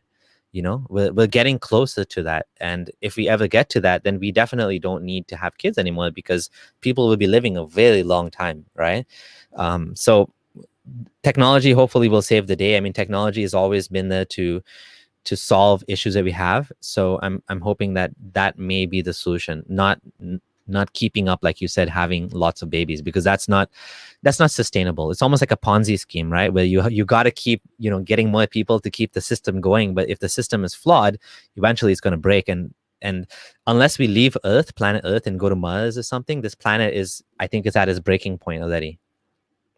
I mean, I think moving to Mars is a good thing. I remember that Stephen Hawking says we need to become a two-planet species just in case Earth gets hit with a comet or something, and we keep the human. But I think that thinking that we can move to Mars in significant numbers within the coming years is just not realistic. People are too optimistic about it. Moving like 1 million people to Mars is completely different than moving 50 people. Like it's gonna take a long time, so we gotta fix the Earth. Yeah, I'm not going. I'm gonna stay here. Yeah, I remember someone was kidding and saying like smart people would not go to that. We have so many nice things here. Like we have water, we have air, we can breathe. It's not gonna be a good life. Like this is gonna become like a luxury planet. People living on Mars, they're gonna want to come here for vacation. Want to breathe the air, and like it's gonna be more like a punishment. Maybe that's where they put the jails. Yeah, but that would create more problems. Like having all the psychotic people in one place. Isn't that what they did with Australia? I think so. Yeah, it was a jail or something. Yeah, it's not a recipe for success. It's a recipe for having a messed up place where everybody's killing each other. Yeah. So I don't know if you have any questions for us, or we can take maybe questions from. Yeah, we can take questions if there's any questions from the comments. I'll try to ياسر انت لسه معانا ولا ايه؟ لو في حد عايز يعمل مداخلات ولا حاجة ممكن ندخله ونشوف. Not sure if Yasser is still here. Yeah, so while we're waiting. I'm here. Oh, he came and went. Yeah. I was gonna say, while we're waiting, I just want to say thank you for having me on here, and it's great. It was a good conversation. I really like the examples you give. I need to get more of those, because those convey so much meaning in so little. Like you can, instead of explaining for like 10 minutes, you can just give an example. Like, well, imagine 3,000 years ago in ancient Greece, someone said, you prove that thunder doesn't come from Thor, right? And they're like, what? Yeah, I think it makes it easier to bring the thought across, because it's like you're sort of trapping them, but you're making them face their own cognitive dissonance. Like, well, like explain that to me. What would you do in that in their place? Yeah, give me 1 second. I'm just gonna get some water, okay? Oh, sure. I'll be back in 1 second. يا باشمهندس عمر، ممكن انا اسالك سؤال كان يعني مضايقني بقاله، وبعدين انت اساله له، علشان انا اللغه اللي عندي ضعيفه شويه، فانا هسالك سؤال وانت يعني اللي زي مستر عبد الله ده، يعني اللغه العربيه عنده تقريبا معدمه، يعني لا يفقه شيء في اللغه العربيه. كان عندي دايما سؤال اللي هو ازاي بيصلي والصلاه لازم باللغه العربيه؟ دي حاجه. ازاي مثلا يعني ده دكتور جورج سالوه له ازاي بيفهم القران وبتاع، فالقران تم ترجمته وبتاع، لكن الصلاه ازاي بقى بيصلي وهو ما يعرفش عربي؟ هسأله لك. عربي حتى، بس انت عارف هم بيحفظوه يعني كأنه حتى اصوات، يعني بيحفظوه كأنه اصوات كده. ده اللي انا اعرفه عن المسلمين الاجانب. يعني في واحده كنت بتفرج عليها امبارح، مغنيه اسمها جينيفر جراوت، كانت حتى ظهرت في ارب جوت تالنت، ودلوقتي بقت مسلمه وبت آه، بترتل القرآن يعني. وما تعرفش عربي، هي حافظاه كأنه أصوات، ودي كمان بترتل القرآن مش بس بتصلي. فبيحفظوه كأنه أغنية كده، بالأغنية بلغة تانية يعني. فبس هسأله لك يعني زي هو إيه. يحفظ النبي فيقدر يقول بيها. بس هو هنا مش الصلاه المفروض ان انت تبقى يعني فاهم انت بتقول ايه او بتصلي ازاي، يعني المفروض انت بتبقى عارف دي مش المعنى، بس يعني برضه بتبقى حافظه. لو في حد من المشاهدين عايز يدخل يعمل مداخلة بالعربي وانا اترجمها له، مفيش مشكلة. لو في حد يعني شايف الانجليزي صعب، انا هسأله السؤال ده وعلى ما الناس تدخل معانا. الرابط موجود اللي عايز حد يخش يعمل معانا اوكي. مداخله، حتى لو ما يعرفش انجليزي ممكن يساله عربي زي ما انا عملت كده وباشمهندس عمر يترجم. بالظبط كده. We got one question. Yasser wanted to ask you, how did you used to pray when you didn't know Arabic? Like for prayer, you need to obviously pray in Arabic. So Yeah, how I learned. I taught myself how to read the Quran with a little bit of help from friends. I used to listen to the Qiraat online, and I would memorize it. So I memorized Surah Fatiha, and then I started with the short surahs, and I found the transliterated the prayer, like at-tahiyatu, like A-T-T-A-Y, like written in English letters. Romanized? Yeah, like transliterated, not translated. So that's how I learned it. I learned it from that. And eventually I taught myself how to read Arabic, and I memorized, I'm trying to remember how much I memorized, maybe like 20, 30 surahs, something like that. Like not a lot of the Quran, but like a reasonable amount. And that's what I used to do the prayers with. I think Yasser put in the link in the stream. I'm not sure if we have any person. معلش انا اسف، ممكن تترجم لي اللي هو قاله؟ بيقول لك ان هو حفظها يعني هو اتعلم يقرا عربي ازاي، وحفظها كانها زي ما بقول لك كده، كانها اصوات يعني. حتى بيقول كان حافظ تقريبا 20 سوره. فانت ممكن تعمل كده يعني. فاكر الفيديو بتاع دكتور جورج اللي كان بيقول فيه اللحن بتاع اوثيوس؟ اللحن ده بالقبطي، وهو كان حافظه كله يعني. انا ما اعتقدش ان دكتور جورج بيتكلم قبطي يعني. فانت ممكن تحفظ حاجه ما انتش بتتكلم بيها يعني. مش مستحيل يعني. بص، هم بيتكتب لهم القرآن بحروف انجليزي، يعني يتكتب لهم النطق مثلا الفاتحة ALFATHA كده، فبينطقوه يعني كأنه مكتوب. مستر عبد الله، ويعني we have a lot of thanks to answer and have your time here. Sorry احنا for معانا حد في الاستوديو ولا؟ لا، احنا ما عندناش حد تقريبا كده تمام. لو انتوا حابين Okay. ماشي. I think we don't have anyone in the studio for some reason. So do you have any questions for us before we Yeah, I was just gonna say, yeah, thank you for having me on and for having this conversation.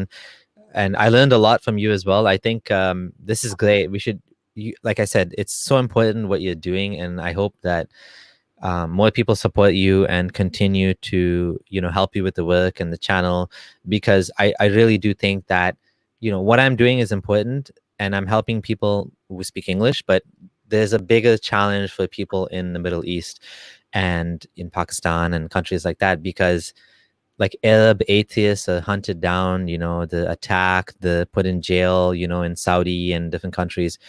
And so this knowledge is much more difficult to come across in those those countries. And like my blog is banned, even though it's an English blog, but my blog is banned in UAE, probably in Saudi, in Pakistan.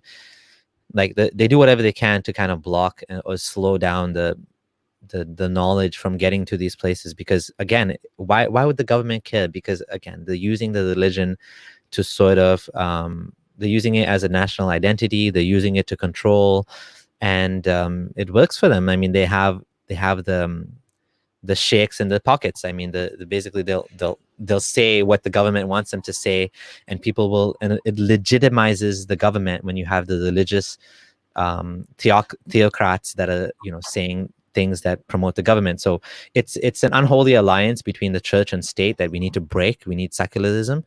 And so I think it's so important what you guys are doing, and thanks for having me. I appreciate it. Yeah. We have a couple of questions here. One of the people was saying before the question, do you watch videos for people like apologists like Muhammad Hijab or Salafi, and what's your opinion of people like that? I sometimes watch these videos in order to do the response videos, because I like doing the response videos. You'll see I've done a lot of them. I've done Muhammad Hijab, Nouman Ali Khan. That's why I like watching those videos. I don't, otherwise it's kind of like annoying to watch Islamic videos now that I'm not Muslim anymore. And sometimes I feel like I want to do something else. I want to read a book on science or literature or history or technology. I don't want to be doing any more Islam stuff. Sometimes I'm willing to do that, and sometimes I'm not.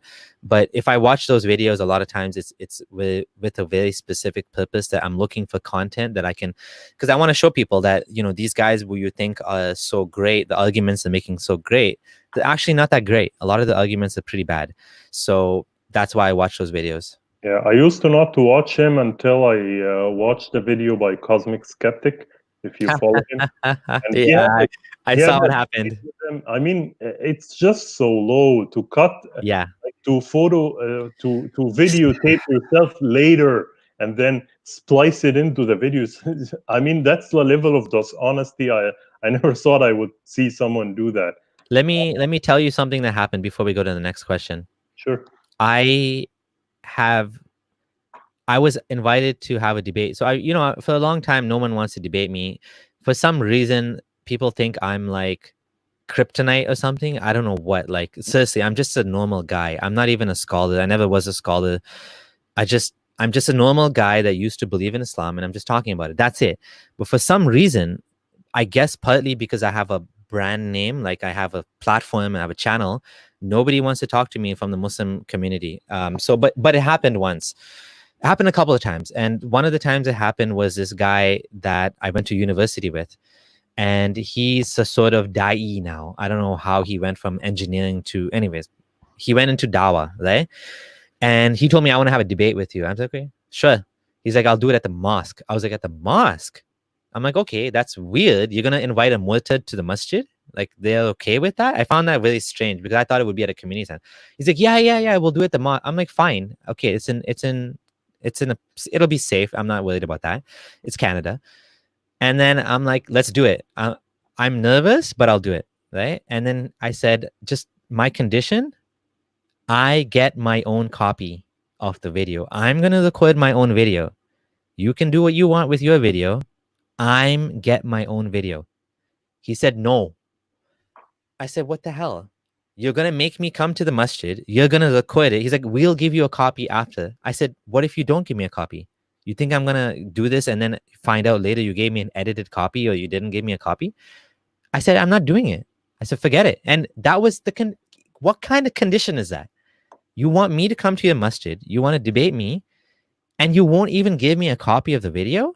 It's pretty suspicious. It's pretty freaking weird because you feel like they're so nervous they're going to screw it up that they might want to delete it. And that's what I was worried about. I was worried I'm going to go there. I'm going to do a good job. I mean, I'm nervous too. People think I'm some like god of atheism. I'm not. I'm just a normal guy that just likes talking about this stuff. Maybe I would have done a very bad job. Maybe they would have humiliated me. And I was nervous too. I was really nervous. I've never done this before in real life, right? But they didn't want to give me a copy. So I said, I'm done. I'm not doing it. And so the whole thing just canceled. And it's so ridiculous. But that's the games they play. They play these games. And Cosmic Skeptic, he innocently agreed to these conditions. oh, we'll give you a copy, we'll do this, we'll do that. And what do you know? They upload a copy, they present it in such a biased way.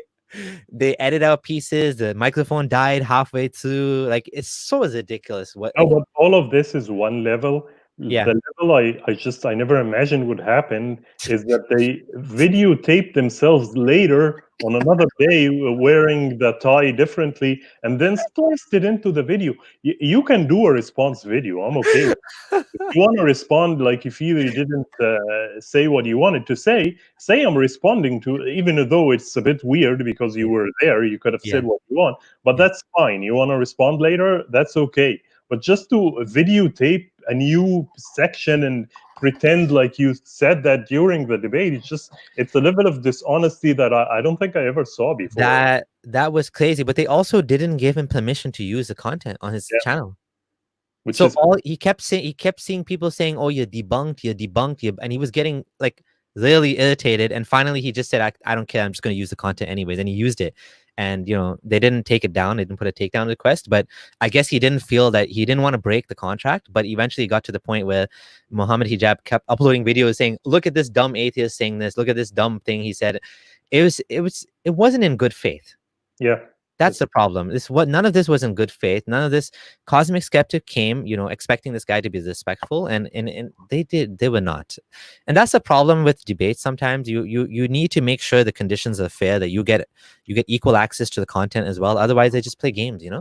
Yeah, I think we had someone in the studio. I don't know if we lost him. He's in. Yeah. Okay. I don't know if he wants to ask his question in English or in Arabic, and I'll translate. I do. Handasa. First of all, I just want to send my greetings to Mr. Abdullah, and to you, of course, and for our prophet, Dr. George. I hope just my voice is clear. Yes. Okay. So first of all, I would like to thank you for joining us here at the other channel, and I don't know if if I got the ability to preach you with our religion. I don't know why haven't anyone else tried to before, but we do have a religion here. Yeah. So let's get to the point. Let's get to the point. Like 2 weeks ago, I went to the mosque on Friday. I was free. I wanted to share this experience with you. I went to the mosque. I felt bored that day. It's Friday and I have nothing to do, so I just went there. And I found that the imam was Pakistani person.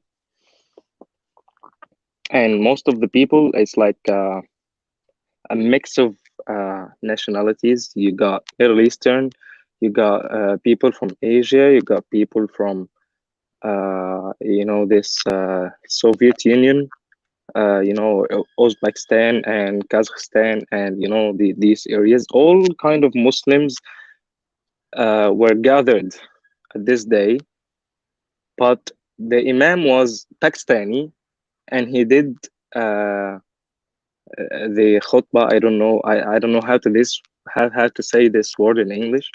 Khutbah is like I know khutbah. Yeah, the Friday sermon. Yeah. The Friday when they say that Friday prayer before the prayer. So he said all the khutbah in Pakistani language. In Urdu. But yeah. Maybe in Urdu, but which I'm Egyptian. But what made me amazed is that all people from all around the world that were gathered at this mosque, from Middle East, from India, from Pakistan, from from somewhere in Asia. Yeah, they were all listening so carefully. They don't even understand the words. They don't understand the word of the guy, of what the guy was saying. That's the point. You guys don't understand the word. Why do you listen so carefully? I even recorded for that imam. He was saying the khutbah in like in a way that people recite the Quran. You know how people recite the Quran? They say it with kind of rhythm. They got some kind of rhythm when they Yeah. Tajweed, recite right? the Quran. Yeah. Yeah, tajweed, and they try to make it more passionate and I don't know, Yeah. but why people are so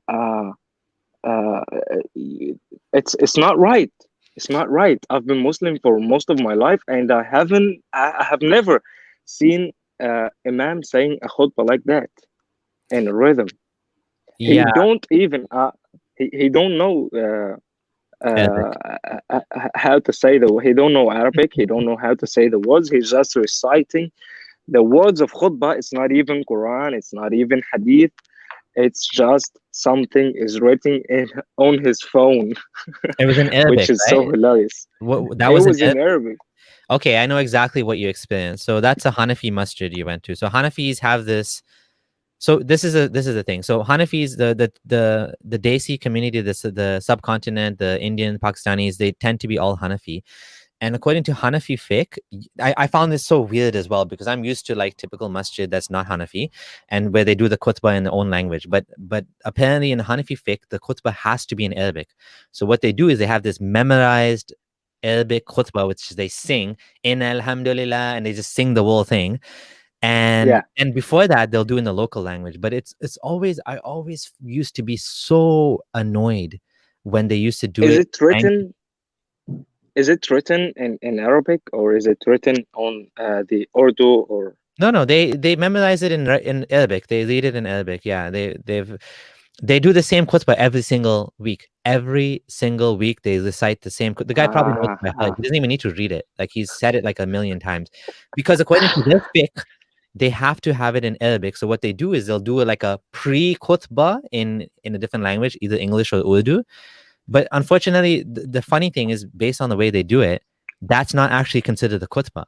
That's like a workaround because they know nobody speaks Arabic, or only a few people speak Arabic. So what they do is they do the pre-khutbah, and technically, you can talk in that because it's not the khutbah.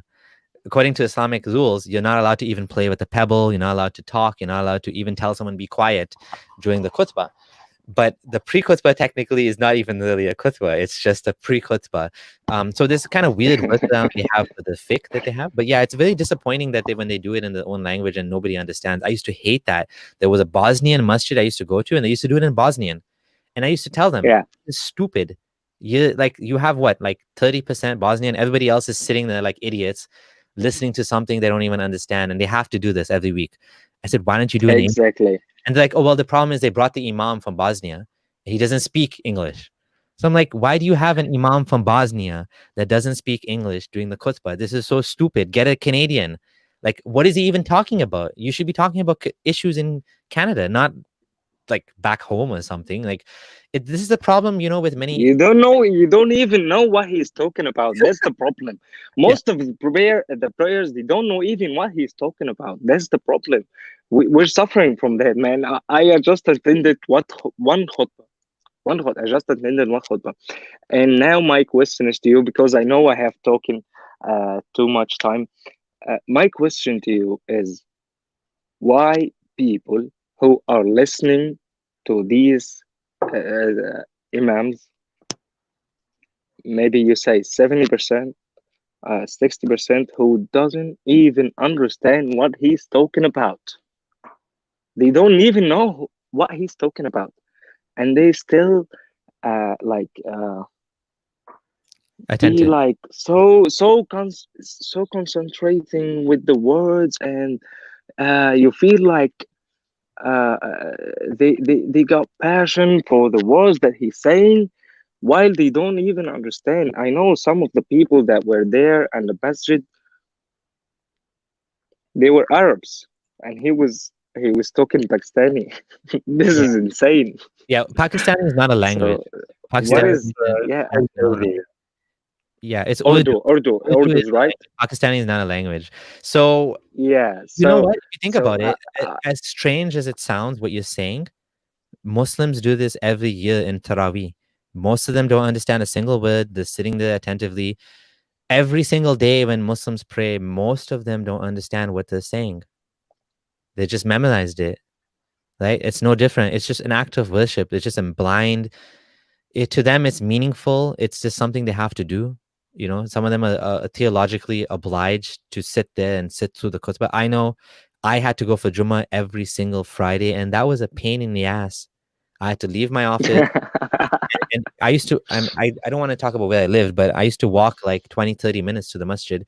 We could have taken a bus too, I guess, or a cab, but it was, sometimes I drove, but it was a pain in the ass. It was just annoying. And it was like, half the time the imam doesn't know what the hell they're talking about. They don't even know how to talk. Like, at least put someone on there that has some sort of passion and, you know, knows what's going on in the society. A lot of times it's just so pointless and so stupid, and I'm so glad I don't have to do that anymore. But yeah, thanks for your comments. It's a good point, but it's really bigger than just. I would just like to.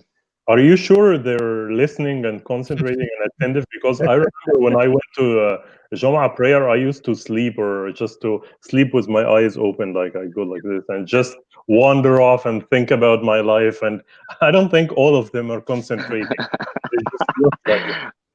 Okay, thank you, Edmund, for your.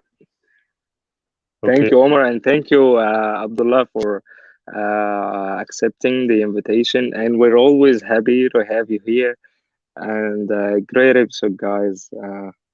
Thank you. And I would like to thank also Shabah. And that's all. Thank you all the best. Yeah, we have the pleasure of having you, Abdullah. Just before we take the next caller, I think I read on your blog that Abdullah is not your real name. You adopted it when you, I think. Yeah, that's right. Yeah.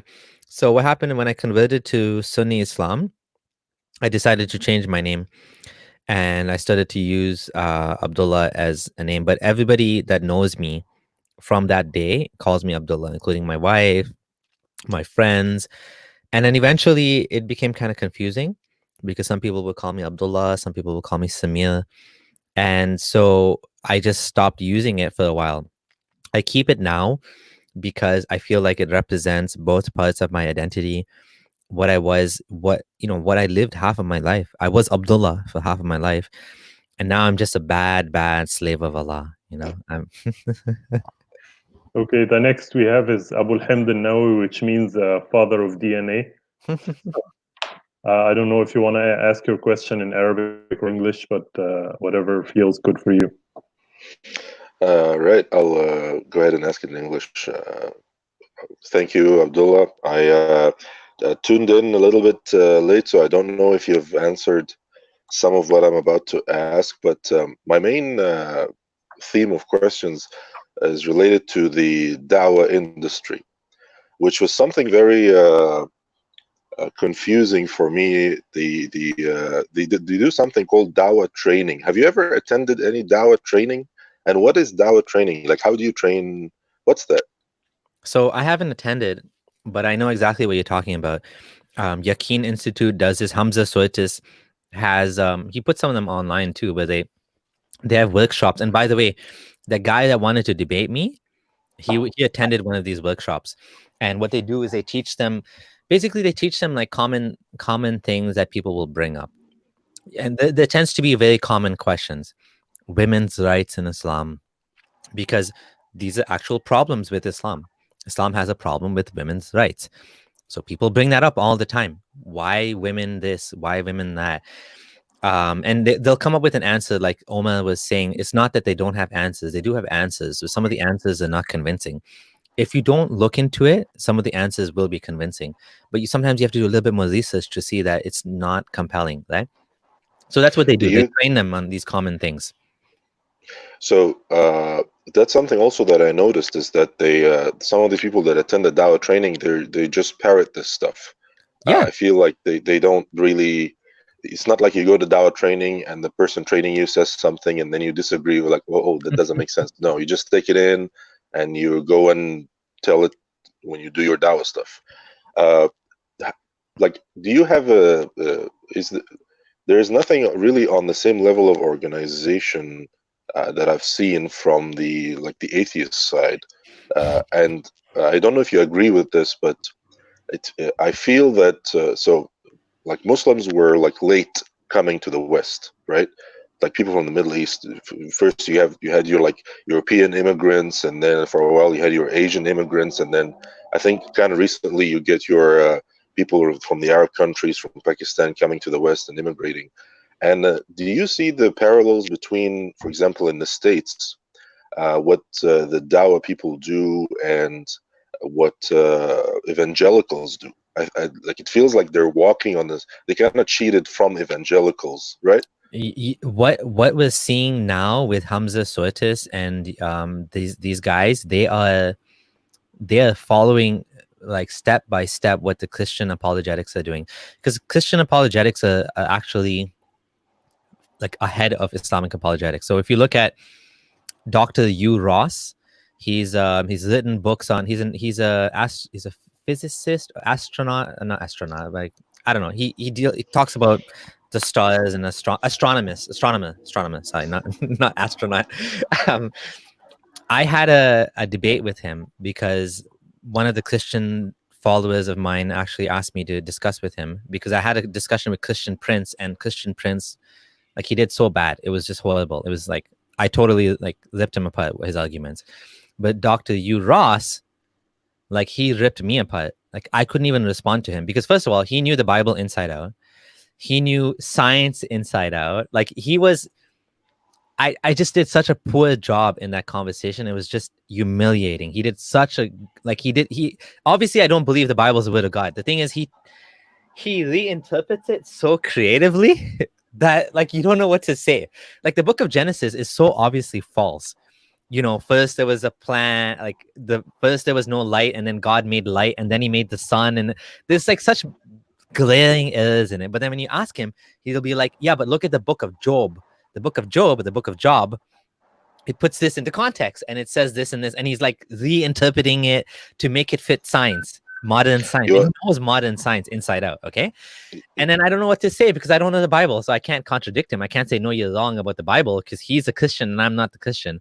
So the Christian apologetics is getting like really, really advanced. If you look at Dr. William Lane Craig and what he's doing, it's like they're just pretty much copying them now. That's what Hamza Sotis and these guys are doing. They're looking at them and they're saying, oh, what you guys are doing, and now they're copying it, because what they did in the 90s with the world science in the Quran and scientific, and there was a question about that too. The world scientific claims, they are falling apart so badly now that everybody is apostatizing just because of this. So some of them are ahead of the curve now. So I think Hamza Sotis is ahead of the curve, and he's abandoned the scientific miracles claim now. And he's admitted the Quran does not have scientific miracles. He's actually saying that he's doing a job for us. Now, the next one that's doing this now is Yasir Qadhi. Yasir Qadhi is also ahead of the curve, if you ask me. He started to see the holes with the Quran preservation becoming more mainstream, and he basically just blew the lid off the pot. And he's basically admitted what academics are talking about, and is what he basically fast forwarded the whole thing, just like Hamza Sotis did. He's trying to say, okay, we have this dirty laundry. I'm just going to own it. I'm just going to bring it out in public. I'm going to let everybody see it, and we're going to deal with it, rather than like pretending it's not there. So I think that's what's happening. Yeah. They're not really honest though, because what they do is they fight till the end, and when the structure collapses and it's not believable anymore, it's been debunked a million times, and they're like, okay, well, now we admit it. Yeah, exactly. And now, speaking on the Genesis stuff, here's a funny part. I used to speak to some Jehovah's Witnesses, and they had just one trick to explain away all the errors in Genesis, which was basically that Genesis was written from the perspective of an earthly observer. So it's not like how things happened. It's how someone would have seen things happen if that someone was on Earth. That sounds a lot like Zakir Naik saying that the sun going in a muddy pool didn't actually go in the muddy pool, it just looked like it did. Yes, and that gives us one more thing about the translations. Oh man, this channel, the other, they have a great the great series where they pick the small surahs in the Quran and they read them in Arabic and they read the Arabic translation. It's amazing just the amount of just how one word is seen as if going into a muddy spring, as if, just adding as if. That changes everything. Yeah. And so that's one thing about the Dawah training stuff, which is quite strange. But the other part was, what's your vision of for this all this Dawah industry in the West, and where do you think in the whole world, where do you think will be Islam's last place? Who will be the last Muslims, like as a nation? So,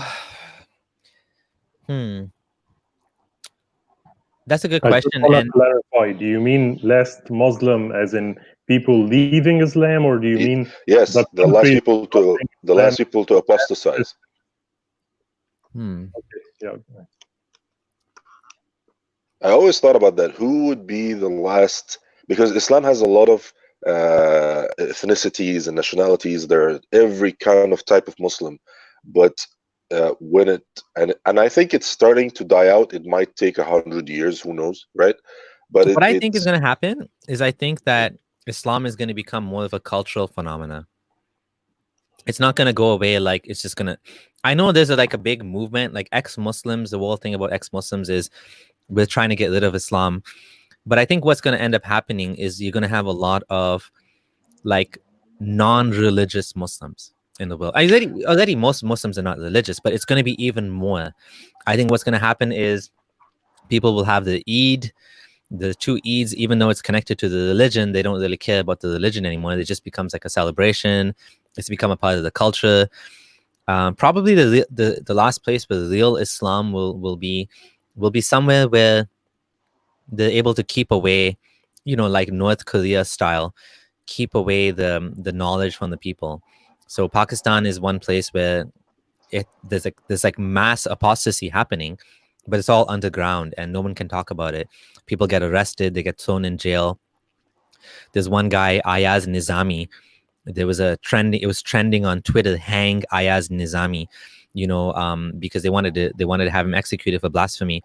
So there's a big, so that slows it down for sure. I think some place like that is probably, but you never know. It might end up in a place like Indonesia or something. But what I think is if people are able to question, able to read and get information about Islam being false, it's not going to survive in the same way. It might change. You might get a lot more like, Mufti Abu Layth type individuals that are like reforming the religion, I think that's what's going to happen. I actually had a similar answer, which is basically it's not going to be an Arab country. The reasoning is, well, Arabs speak Arabic, and it's I feel it's easier for Arabs to debunk, because like the non-Arabic speakers of Muslims who don't speak Arabic, they already believe a book that they don't speak, that they can't understand, right? And that's like another level of belief. You can't even, like, the book you believe, you can't read it in its first language. Well, you do understand it. You read it in English. But I've read the English translations. Like, I don't know what Omar thinks, but it rarely reflects what the Arabic says. Like to a good extent. What? Like, if I could become Muslim based on the English translation, I can leave Islam based on the English translation too, because I do understand where you're coming from, that there's some level of nuance that's missed in the Arabic.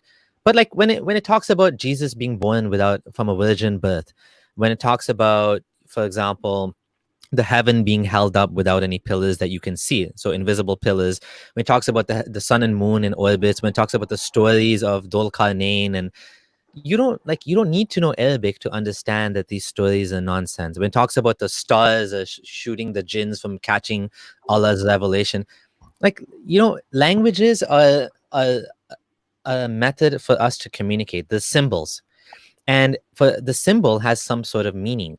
So even if you translate it, yes, you may lose some fidelity, you lose some of the nuance, but the main message is still there.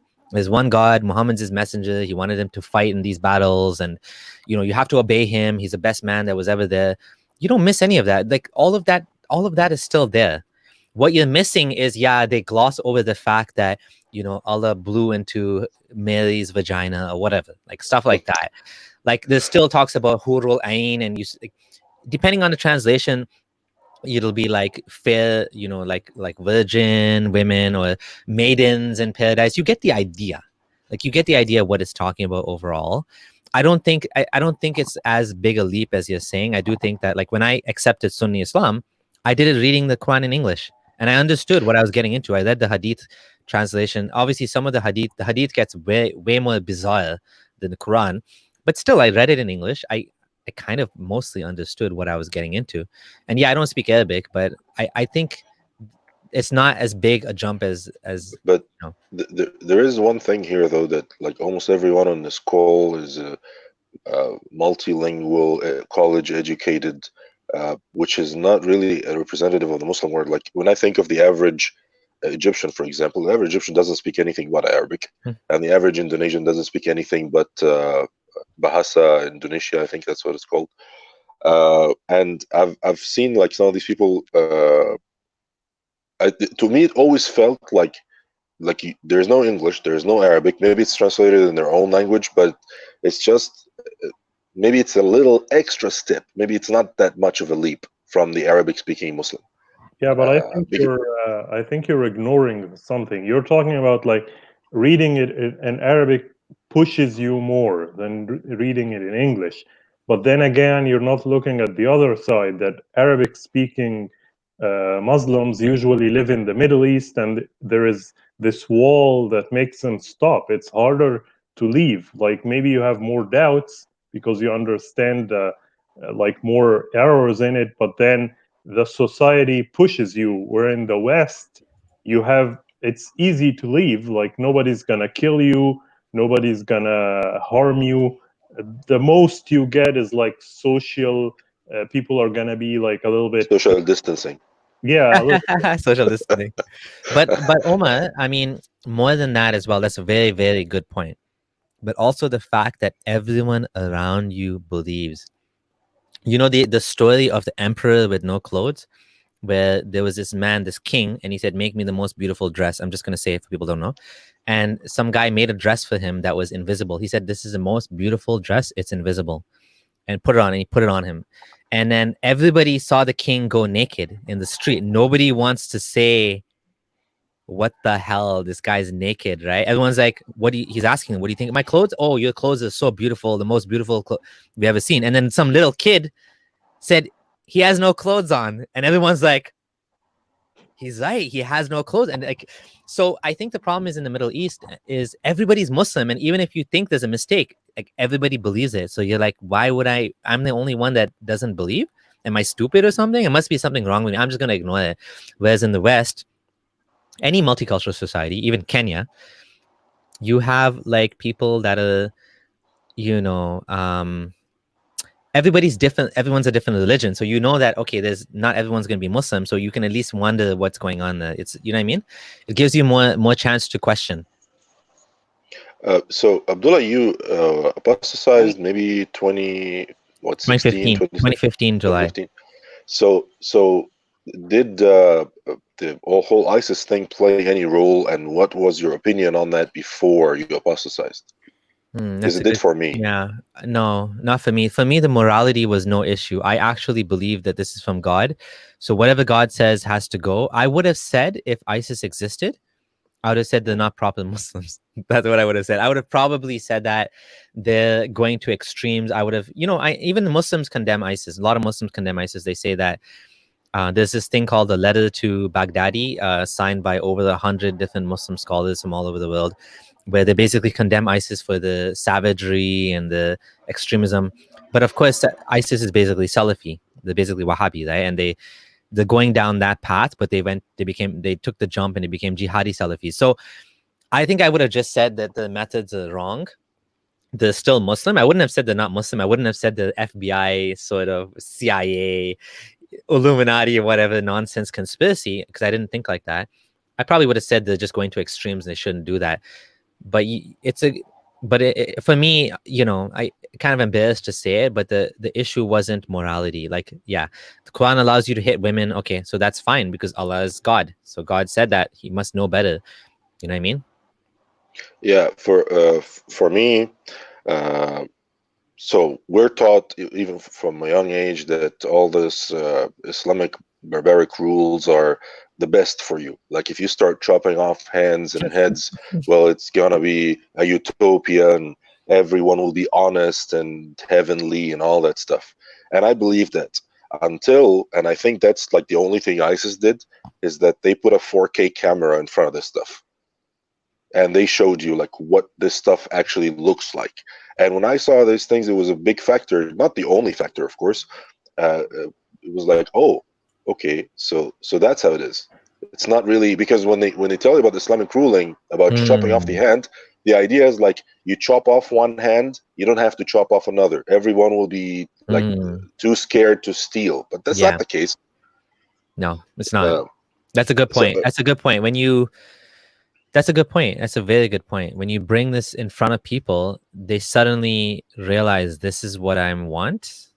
This is what I want. Like, they're not really. So that's one more point, which is they cheer for this stuff. Can we just give a chance to the next caller, because we have to finish soon. I'm sorry for cutting you off. No problem, Omar. Thank you, Abdullah. Thank you, guys. To finish soon, so I want to give a chance to the next caller to ask his question. All right, go ahead. Thank you. Thanks. Thank you. Bye. Go ahead, wife. Hello, we can hear you. Thank you so much. My name is Mo. I live in California, United States. And I really, when I came to the United States first, I had lots of doubts, but I was still believing. My wife is American, actually, and she converted in Islam in a big mosque in Egypt called the Azhar Mosque. And then we came to the United States, and I was so shocked how people are radicals over here. So when my son was 5, I wanted to take him to Islamic studies in the mosque. And both my mother and my father-in-law are both atheists. So the first thing he told me once he finished the first session in the Islamic studies is like, why Grandpa and Mimi are filthy? I said, like, what? Who told you that? It's like a teacher told me that they are filthy. They go into hell. It's just big hate speech. Even when I go to Goma, it's always talking about Jewish, about Christian in a very offending way. I can't, if any Muslim listen to a priest on a church or saying the things about Muslim, they would have made it the biggest deal ever. So I just don't know. I'm like, really? Is that it? That's our religion? That's what we believe in? It's like it's a hate speech all the time. And these people are not just talking from their head. All of these things have references in the history of Islam. So I don't know. It just was a big shock for me. I wanted to share that with you. And I don't believe anymore. It's as more I read about this. But what do you think about the struggle? Because I'm still having, it's like, as I said, I don't believe anymore, but at the same time, something is hurting inside me. Something inside me wants to make me believe. So I don't know how to overcome this feeling. So I think it's understandable that you're going through this. Obviously, when we're all taught when we're really young that there's Allah and messenger, and it's taught to us at an age before we can really decide what's right and wrong, so it's fed to us, and so what happens is it gets really set in stone in a DNA or whatever, in our minds. And when you leave it, you have a tough time, because all of the cultural / religious references and markers in your life that need to change now. So it's tough. Just take the time, take your time, and keep learning, keep reading. It might take a couple of years. Maybe that feeling will never go away, this feeling of like discontent. but just keep searching. Like maybe try to find out where it's coming from. Is it that you miss, what is it? Do you miss something from the community, or is it just that you're not sure, if you're not confident that you're in the right? Do you know where it's coming from? I isolated myself from the Islamic community in the city I live in, because, as I said, the way I'm from Egypt, and people in Egypt believe, but like the people I met here are so radicals. They are, so it's, for me, it's more like what you always raised for. You raised to believe, and the only goal in your life was the afterlife, Judgment Day, and all of that. And then I'm struggling to find, motives and to enjoy my life and understand this is the life you're gonna live. Okay, I get it. So, okay, then I have a good answer for you. So, yeah, this is a big change, a big paradigm shift from, worshiping Allah, and everything comes from, your purpose, all of that comes from Allah. So what I found helped me, one of the things that helped me was meditation, mindfulness. Basically just sitting and look into meditation, just focus on your breathing, try to become more conscious of the thoughts as they appear in your mind. Don't judge them, just let them be, but like keep focusing on the breathing.